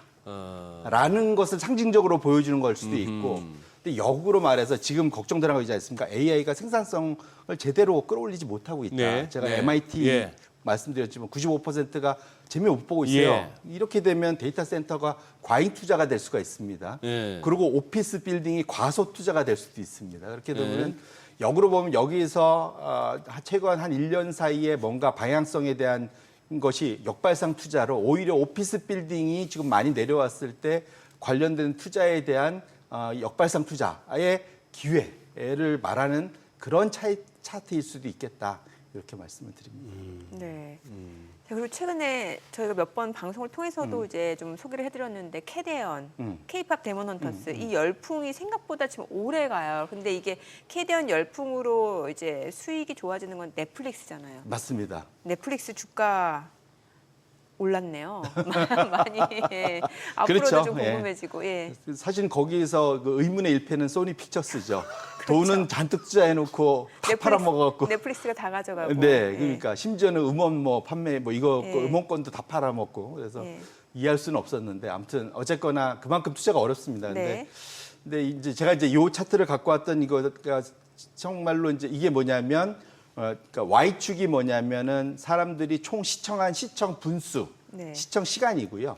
우측은 소위 출시돼서 상영되기 시작해서 며칠 지났냐, 91일 차인데 지금 이것이 거의 사실상 뷰수로는 1등이고 네. 상영 분수로는 지금 3등, 2등 이제 막 이걸 좀 통과하고 있거든요. 그러니까 상당히 뭐랄까 남들보다 서서히 올라서 상당히 장기간 상승을 하고 있는 건데 네. 이 정도면 정말 신드롬이 분명 맞는 것 지금은 같고요. 입소문 타고 예. 있던 얘기네. 예, 아직도 예. 특히 이제 그 초등생 저학년들이 맞아요. 6번, 10번 뭐 보는 사람들이 엄청 많다고 그래요? 그러더라고요. 지금까지도. 그래서 지속적으로 엄청든 이것이 지속이 되고 있는 거고 뷰수로는 확실히 1등입니다. 지금 우리 밑에 있는 것이 뭐 돈룩업이니 네. 레드 노티스 뭐 이런 데가 지금 2등이더라고요. 여기 제가 어젠가 그저께 업데이트한 건데 확실하게 지금 캐대언이 넷플릭스에서는 확실한 1등 장기 소위 집권 체제를 만들고 있는데 통상 이렇게 되면 이제 방한 외국인들이 많아지지 않습니까? 네. 관광객들. 그렇게 되면서 지금 상반기에 방한 관광객이 13%인가 뭐 이상 증가를 했는데 통상 이러면은 면세점이 호황을 누려야 되잖아요. 네. 근데 면세점은 재미를 못 봤습니다. 그래요? 네, 그들이 왜 그러냐면 그 전에 워낙 따이공이라고는 중국의 보따리상한테 워낙 의존을 해왔었기 때문에 이들은 지금 사실은 많이 줄었거든요. 예. 그러다 보니까 객단가 판매가 줄면서 예. 전반적으로 면세점은 재미를 못 보는데 어허. 오히려 들어온 사람들이 한국을 디테일하게 찾아가면서 로드샵들을 많이 방문한다고 합니다. 네, 그래서 네. 올리브영이든 그다음에 무슨 약국 무슨 들이든 뭐 이런 데를 많이 찾아다니면서 그쪽의 매출이 상당히 좀 많이 늘고 있다고 보고 있고요. 그다음에 아까 카지노도 나왔지만 기본적으로 그분들이 와서 하는 것이 숙박을 기본적으로 해야 되잖아요. 예. 그러니까 숙박과 관련된 거. 아하. 그다음에 그들이 정말로 한국에서 좋아하는 것들에 대한 그러한 수요 뭐 이런 것들은 상당히 지금 많이 증가하고 있어서 저 정도 속도로 캐대언의 신드롬이 지속되는 한 올해 하반기에 그 소위 이제 방한 관광객의 증가에 따른 수혜 뭐 이것은 좀 지속될 수 있어서 그나마 우리 자체적인 힘으로 뭔가 수요를 꺼낼 수 있는 것들이 지속된다는 것은 수출 부진을 좀 이런 것들도 일정 부분 투자자 입장에선 대체할 수 있는 그런 대상이 되지 않을까라는 측면에서 한번 그 자료를 갖고 와봤습니다. 네. 캐대온 보셨어요? 노래만 들어봤어요. 뭐 이게 짧게 봤는데 문제 그게 막 재밌을 나이는 아니잖아. 제가요. 진우 파트 연습해 주세요. 진우가 있어요 거기? 네, 진우 파트 있어요.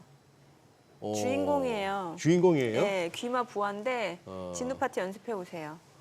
내가 유 박사한테 혼날 만하다. 참 새로운 거에 너무 늦다. 네. 예. 숙제입니다. 그래. 오늘 내용 잘 들었습니다. 네, 고맙습니다. 고맙습니다. 맞습니다. 네, 오늘 들으신 내용과 관련해서 더 다양한 정보 원하시는 분들은요. 카카오톡 채널에서 원일에 검색하셔서 친구 추가하시기 바랍니다.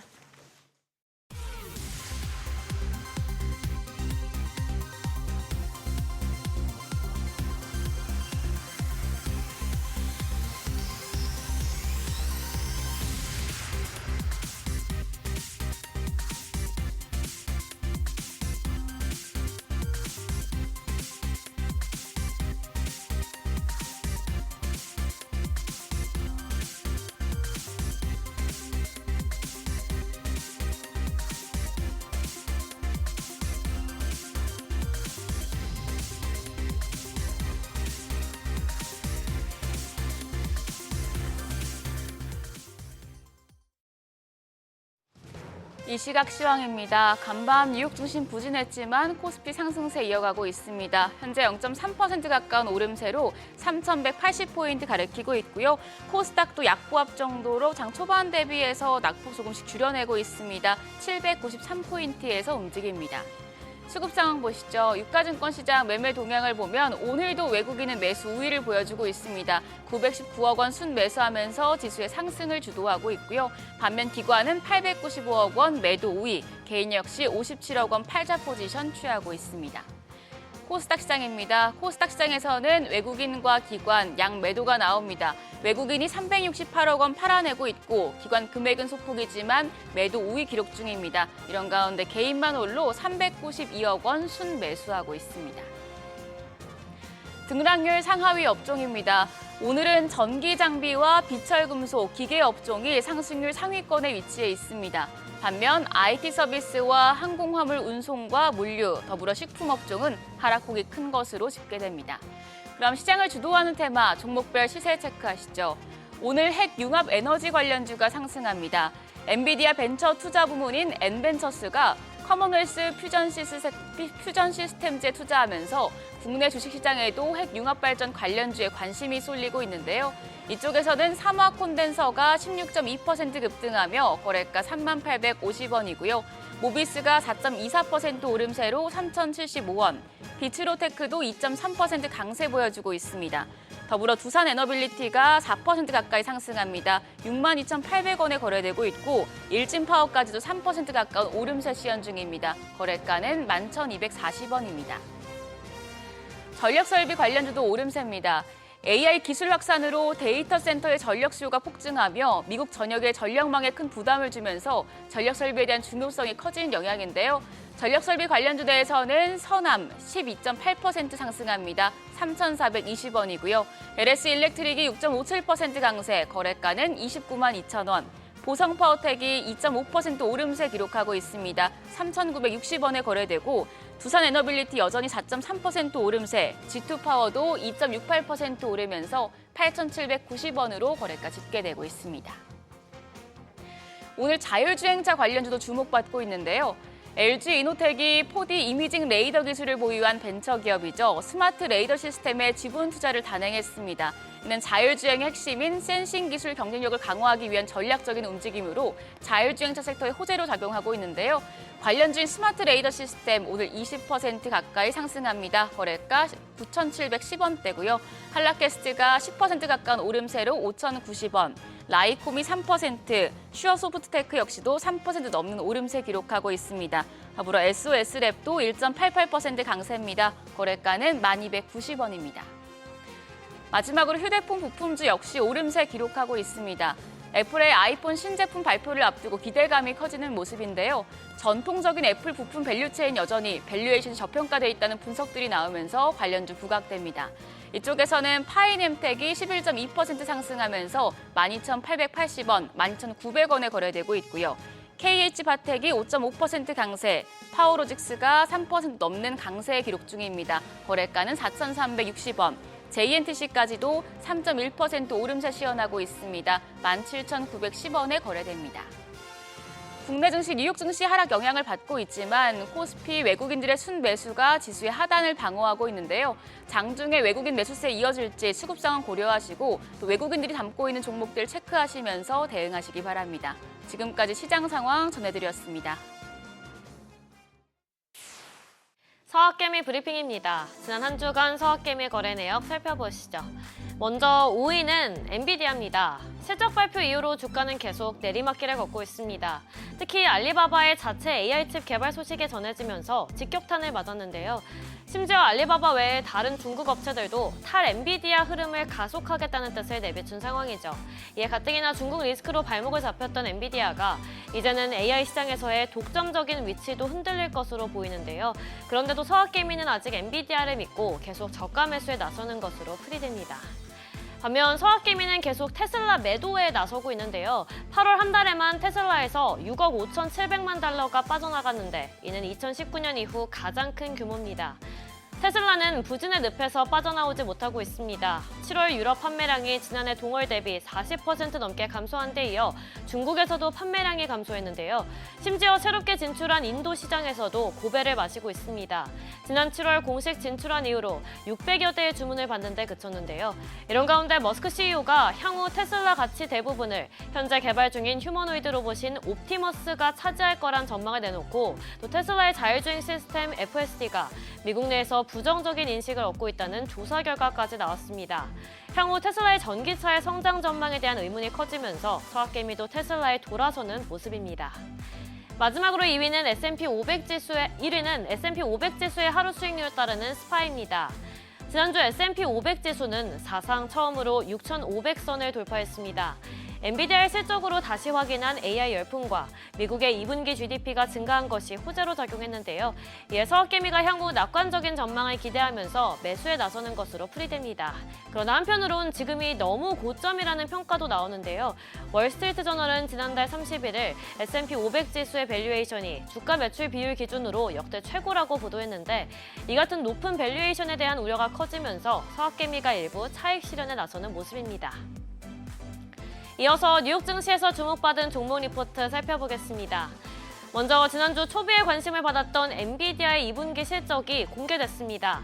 발표 직후엔 실망감이 컸는데요. 관련해서 벤치마크는 엔비디아의 실적이 컨센서스를 크게 상회하지 못한 것이 투자 전략에 영향을 주는 것은 아니라고 판단했습니다. 목표 주가도 기존 190달러에서 220달러로 높였는데요. 전망이 너무 과도하게 낙관적이었기에 이를 크게 웃돌지 못한 건 특별히 악재가 아니라고 본 건데 또한 AI 시장의 성장세 둔화 또는 투자 지출의 둔화 등을 가리키는 신호도 전혀 나타나지 않았다고 언급했습니다. 이에 그 다음 날 다시 AI 낙관론이 커지면서 뉴욕 증시도 날아올랐죠. 한편 우수한 실적 추이를 고려하더라도 높은 밸류에이션은 경계 요인이라며 특히 현금 흐름 등의 지표가 실망스럽게 나타날 경우 큰 충격으로 연결될 수 있다고 지적했습니다. 반면 마벨 테크놀로지는 데이터 센터 매출과 실적 전망에 대한 실망감으로 최근 주가가 18% 급락했는데요. 이에 대해 멜리어스 리서치는 회사의 시장 점유율 전망이 성장세 둔화를 가리키고 있다고 지적했습니다. 엔비디아가 50% 이상, 브로드컴은 60% 이상의 AR 성장을 가리키고 있는 상황에서 마블의 30% 성장세는 점유율이 확대되지 못하고 있음을 의미한다고 분석했는데요. 이것이 투자자들로 하여금 마블 투자를 꺼리게 하는 배경이 될 거라고 예상했습니다. 또한 아마존닷컴으로부터의 시장 기회 축소도 위험 요인이라고 분석했습니다. 마지막으로 오펜하이머는 브로드컴에 대해 AI 시장에서의 엔비디아의 뒤를 잇는 2인자라고 평가했습니다. 특히 맞춤형 반도체, ASIC 시장에서의 선도적인 입지를 강조했는데요. 이에 따라 브로드컴이 알파벳과 메타 등 대형 고객 7곳과 진행 중인 ASIC 프로젝트가 향후 성장세를 가속화할 거라고 분석했습니다. 또한 네트워킹과 무선 등 핵심 사업 부분이 모두 지속 가능한 성장을 뒷받침한다고 덧붙이면서 목표 주가도 기존 305달러에서 325달러로 높였습니다. 지금까지 종목 리포트 전해드렸습니다.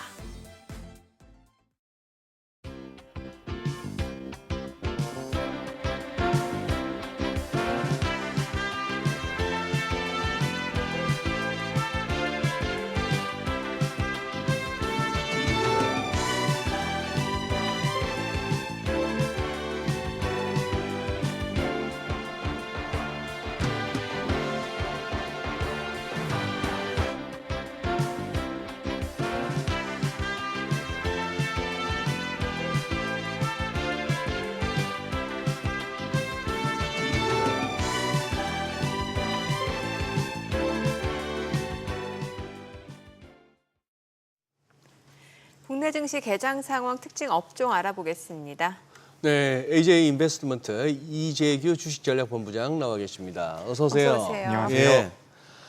이 본부장님 지금 이거 한 달째입니다. 이거 장이 완전 갇혀 들어가지고 네. 정체적으로 봐서는 뭐 숨도 못 쉬겠고 뭐 환율도 마찬가지고 그런데 지금 요즘 주로 이제 고객분들이나 아니면 지인들하고 이 주식 관련해서 제일 고민들이 뭐라고 받아들이시나요? 일단 저는 개인적으로 시장을 봤을 때 시장 자체가 강하게 올라갈 만한 모멘텀이 좀 부재하지 않나 그렇게 좀 생각을 하고 있습니다. 그래서 지금 사실 우리나라 시장 같은 경우는 오늘 같은 경우는 뭐 삼성전자나 SK하이닉스 같은 시가총액 상위 종목군들도 좋지만 네. 최근에는 좀 이제 규모가 작은 종목들이 굉장히 빠르게 움직이고 빠르게. 있다라고 보여지거든요. 그래서 어제 같은 경우 오늘은 좀 조정을 받고 있는데 어제 같은 경우도 이제 로봇 관련주나 뭐 제약바이오 기업들의 주가 흐름이 좋았거든요. 그래서 이 종목군들이 변동성이 워낙 빠르다 보니까 이거를 쫓아가야 되느냐 네. 말아야 되느냐 여기에 대해서 계속해서 좀 고민을 하고 있는 것 같습니다. 그래요. 네. 그래도 지금 코스피가 이제 외국인이 좀 매수를 하다 보니까 지금 상승으로 전환이 됐는데 보니까 오늘 반도체 쪽, 뭐 전력 쪽이 좋은데 반도체 쪽 어떻게 보시나요? 네, 일단 반도체 같은 경우는 사실 네. 우리가 엊그제 월요일 날 좀 낙폭이 크게 나왔다라고 저는 생각을 하거든요. 그래서 어제 어느 정도 되돌림이 나왔고 네. 오늘 같은 경우는 사실 뚜렷한 방향성이 나온다라고 보여지진 않습니다.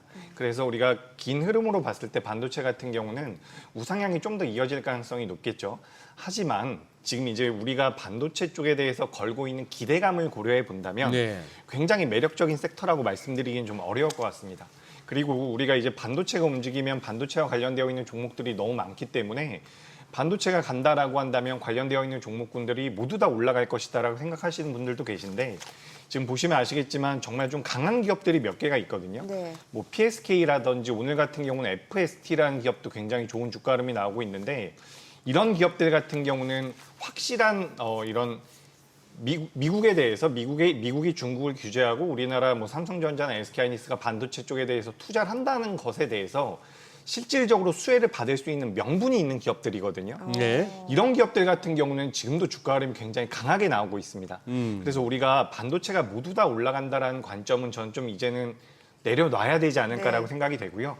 종목당 이제 메리트가 있는 기업들, 분명한 반사 이익을 받을 수 있는 기업이라든지 수주가 늘어날 수 있는 기업들 위주로 좀 추려가지고 보시는 게 어떨까. 전 그래서 반도체 같은 경우는 전반적으로 올라간다라는 관점보다는 종목별 장세가 이어질 가능성이 높다라는 의견 드리겠습니다. 예, 그래요. 저기 우선 조방원 중에서 방산주 한번 좀 흐름 짚어주세요. 뭐 국제방위산업 전시회 이런 것도 있었다는데. 그죠. 이제 폴란드에서 네. 국제방위산업 예. 전시회가 있는데 지금 어떻게 보면 우리가 조선 같은 경우는 가장 먼저 살아서 다시 올라갔죠. 예. 신고가가 나온 상황이고 이제 방산 같은 경우도 살짝 따라 올라와 주는 모습이거든요. 그래서 우리가 지금 시장이 어떻게 보면 상반기 때 나왔었던 흐름이 다시 한번 반복이 되는 모양새입니다.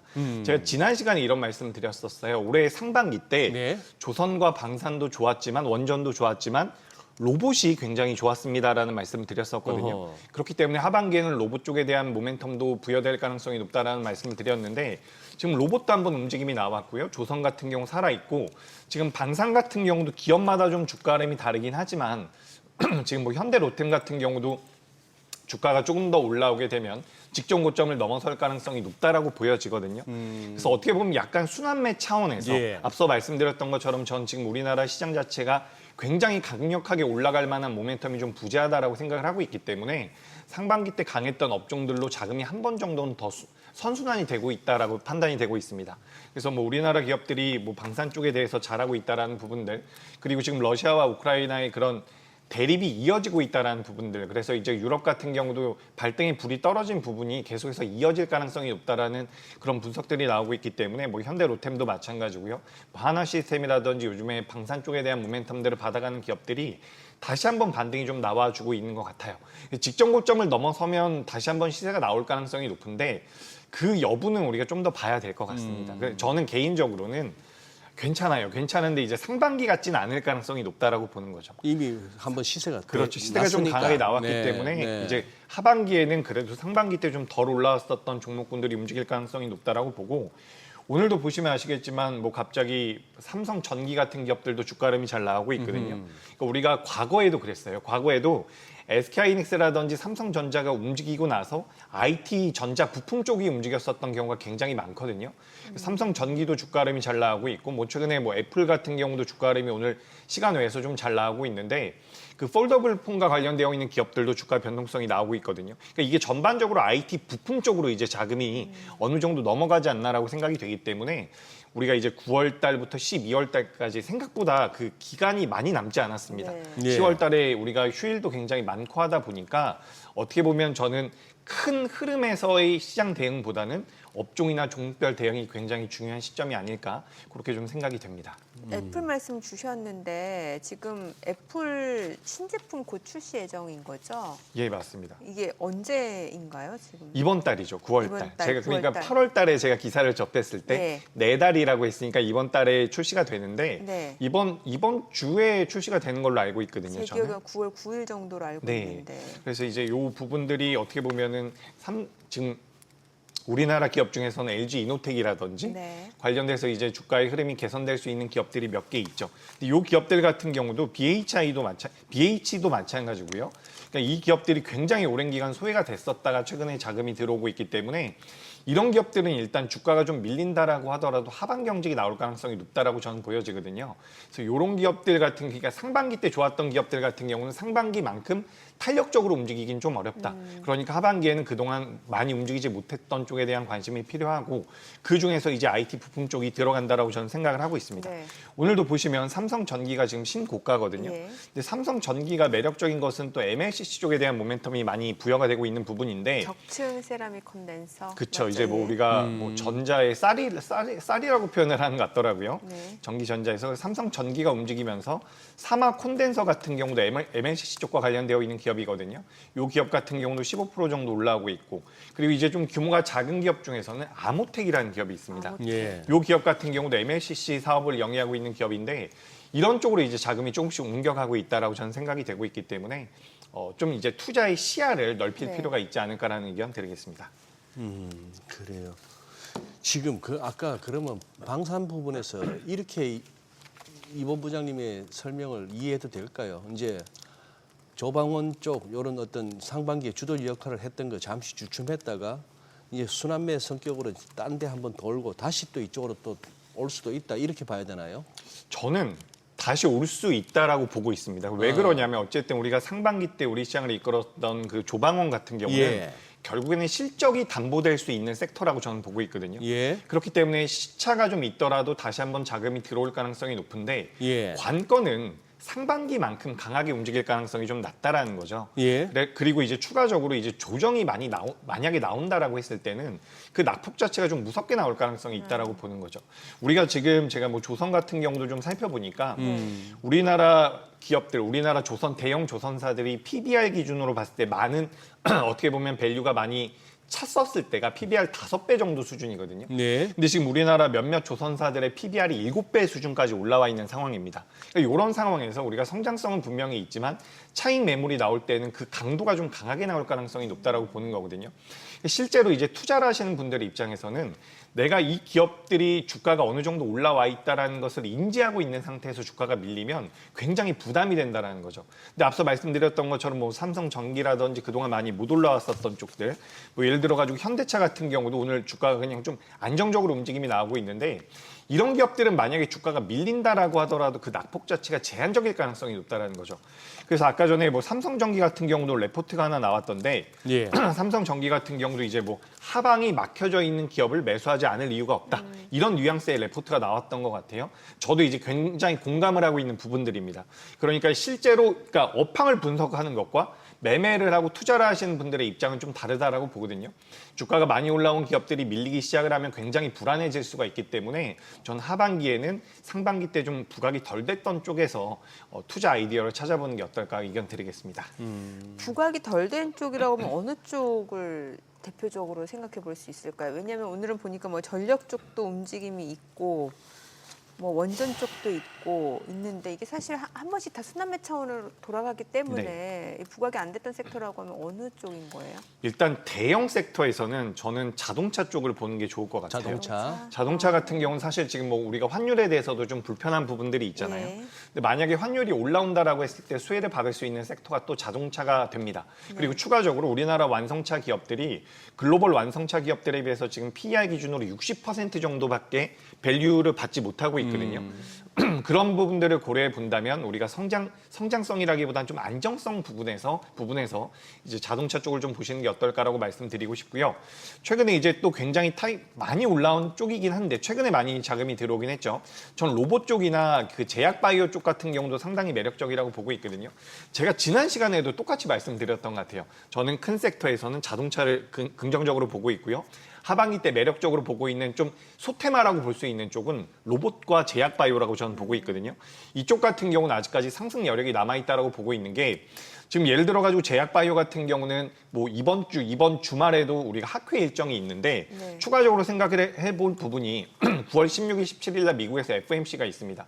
여기서 금리 인하를 할 텐데 우리가 지금 2025년도에 연내에 금리 인하가 몇 번 될 것인지에 대해서 이제 베팅을 하는 부분들을 본다면 연 2회 정도는 나올 것이다라고 이야기가 되고 있거든요. 죄송합니다. 그렇다라고 한다면 예. 9월 달에 금리 인하를 하죠. 근데 이제 연말까지 1회를 더 한다라는 겁니다. 결국엔 금리 인하에 대한 모멘텀들이 부여될 수 있는 것은 성장주 단이고 거기서 이제 우리나라 제약 바이오 기업들이 굉장히 잘해주고 있습니다. 과거에는 뭐 임상 3상을 진행하고 임상 2상을 진행해서 신약 개발 쪽에 대해서 투자를 많이 했다라고 한다면 지금 임상을 조금만 진행하다가 기술 이전을 하는 거죠. 기술 이전을 해서 뭐 로열티라든지 마일스톤을 수취하는 구조이기 때문에 우리나라 기업들, 제약 바이오 기업들이 과거와는 좀 다르다라는 말씀드리면서 하반기에는 제약 바이오가 매력적이라는 의견 드리고 로봇 같은 경우도 사실 지난주부터 이번 주로 넘어오는 구간에서 굉장히 주가의 변동성이 컸는데 우리가 로봇 같은 경우는 휴머노이드 쪽에 대해서 계속해서 방점을 찍고 있었던 부분이 있습니다. 근데 최근에 뭐 노란 봉투법이라든지 뭐 공장에 들어갈 수 있는 물류 자동화와 관련되어 있는 종목들의 주가 변동성이 더 잘 나오거든요.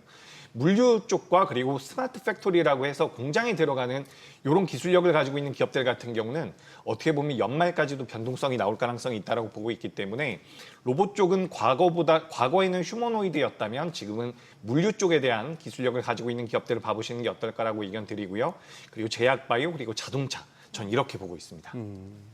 참 이렇게 매번 열심히 준비해 오시고 진지하게 이렇게 막 시장을 탐구하시는 우리 이재기 본부장한테 이런 질문을 하는 게 죄송스럽기도 하고 또 시청자분들께서도 뭐 저런 소리를 싶으시겠지만 워낙에 시장이 뭐 하기 좋은 말로 순환매 어쩌고 저쩌고 합니다만 좀 저는 가끔씩 허탈해갖고 하면 여쭤보는 거예요.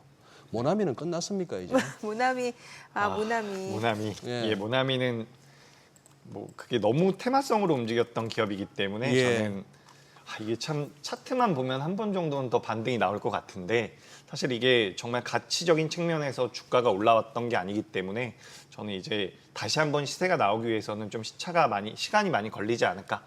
단기적으로는 저는 끝났다라고 생각을 하고 있고요.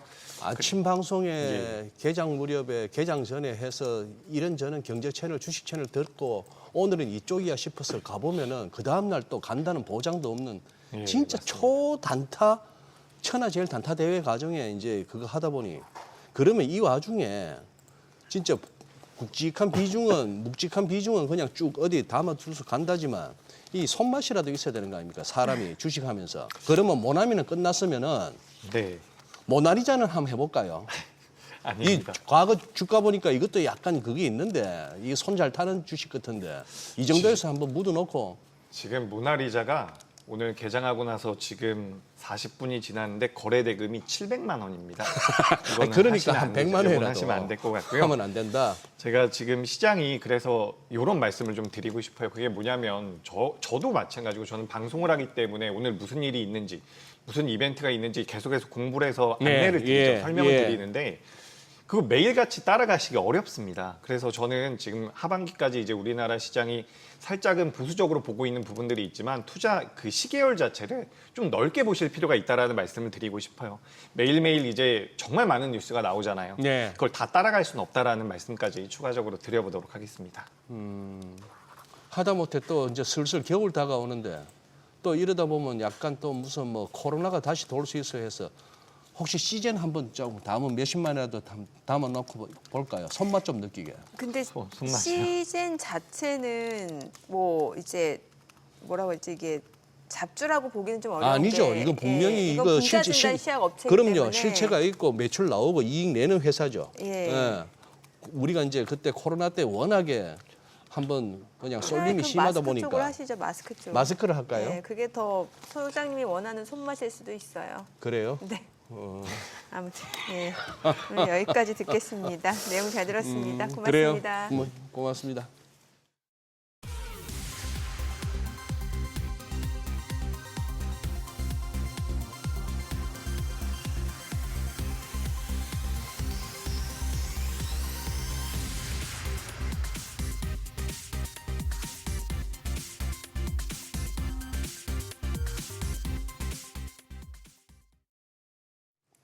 시장이 확실히 상승 모멘텀이 부재한 상황이긴 한 것 같습니다. 지금 네. 다시 3,172 방향을 잡지 못하네요. 그러네요. 오늘은 또 저쪽에 베이징에 또 천안문 광장 쪽에 또 네. 국제적으로 또 시선이 몰릴 것 같습니다. 예, 지금 한창 시작하는 것 같아요. 맞아요. 계속해서 네. 뉴스가 나오고 있는 상황이죠. 저희 방송 중에 전해드린 내용과 관련해서 모든 투자 판단의 책임은 투자자분들께 있다는 점 알려드립니다. 네, 세상의 모든 돈 되는 정보 머니쇼. 오늘은 여기서 인사드리겠습니다. 여러분의 모든 경제 SBS 비지가 함께하겠습니다. 저희는 내일 오전 8시에 찾아뵙겠습니다. 고맙습니다.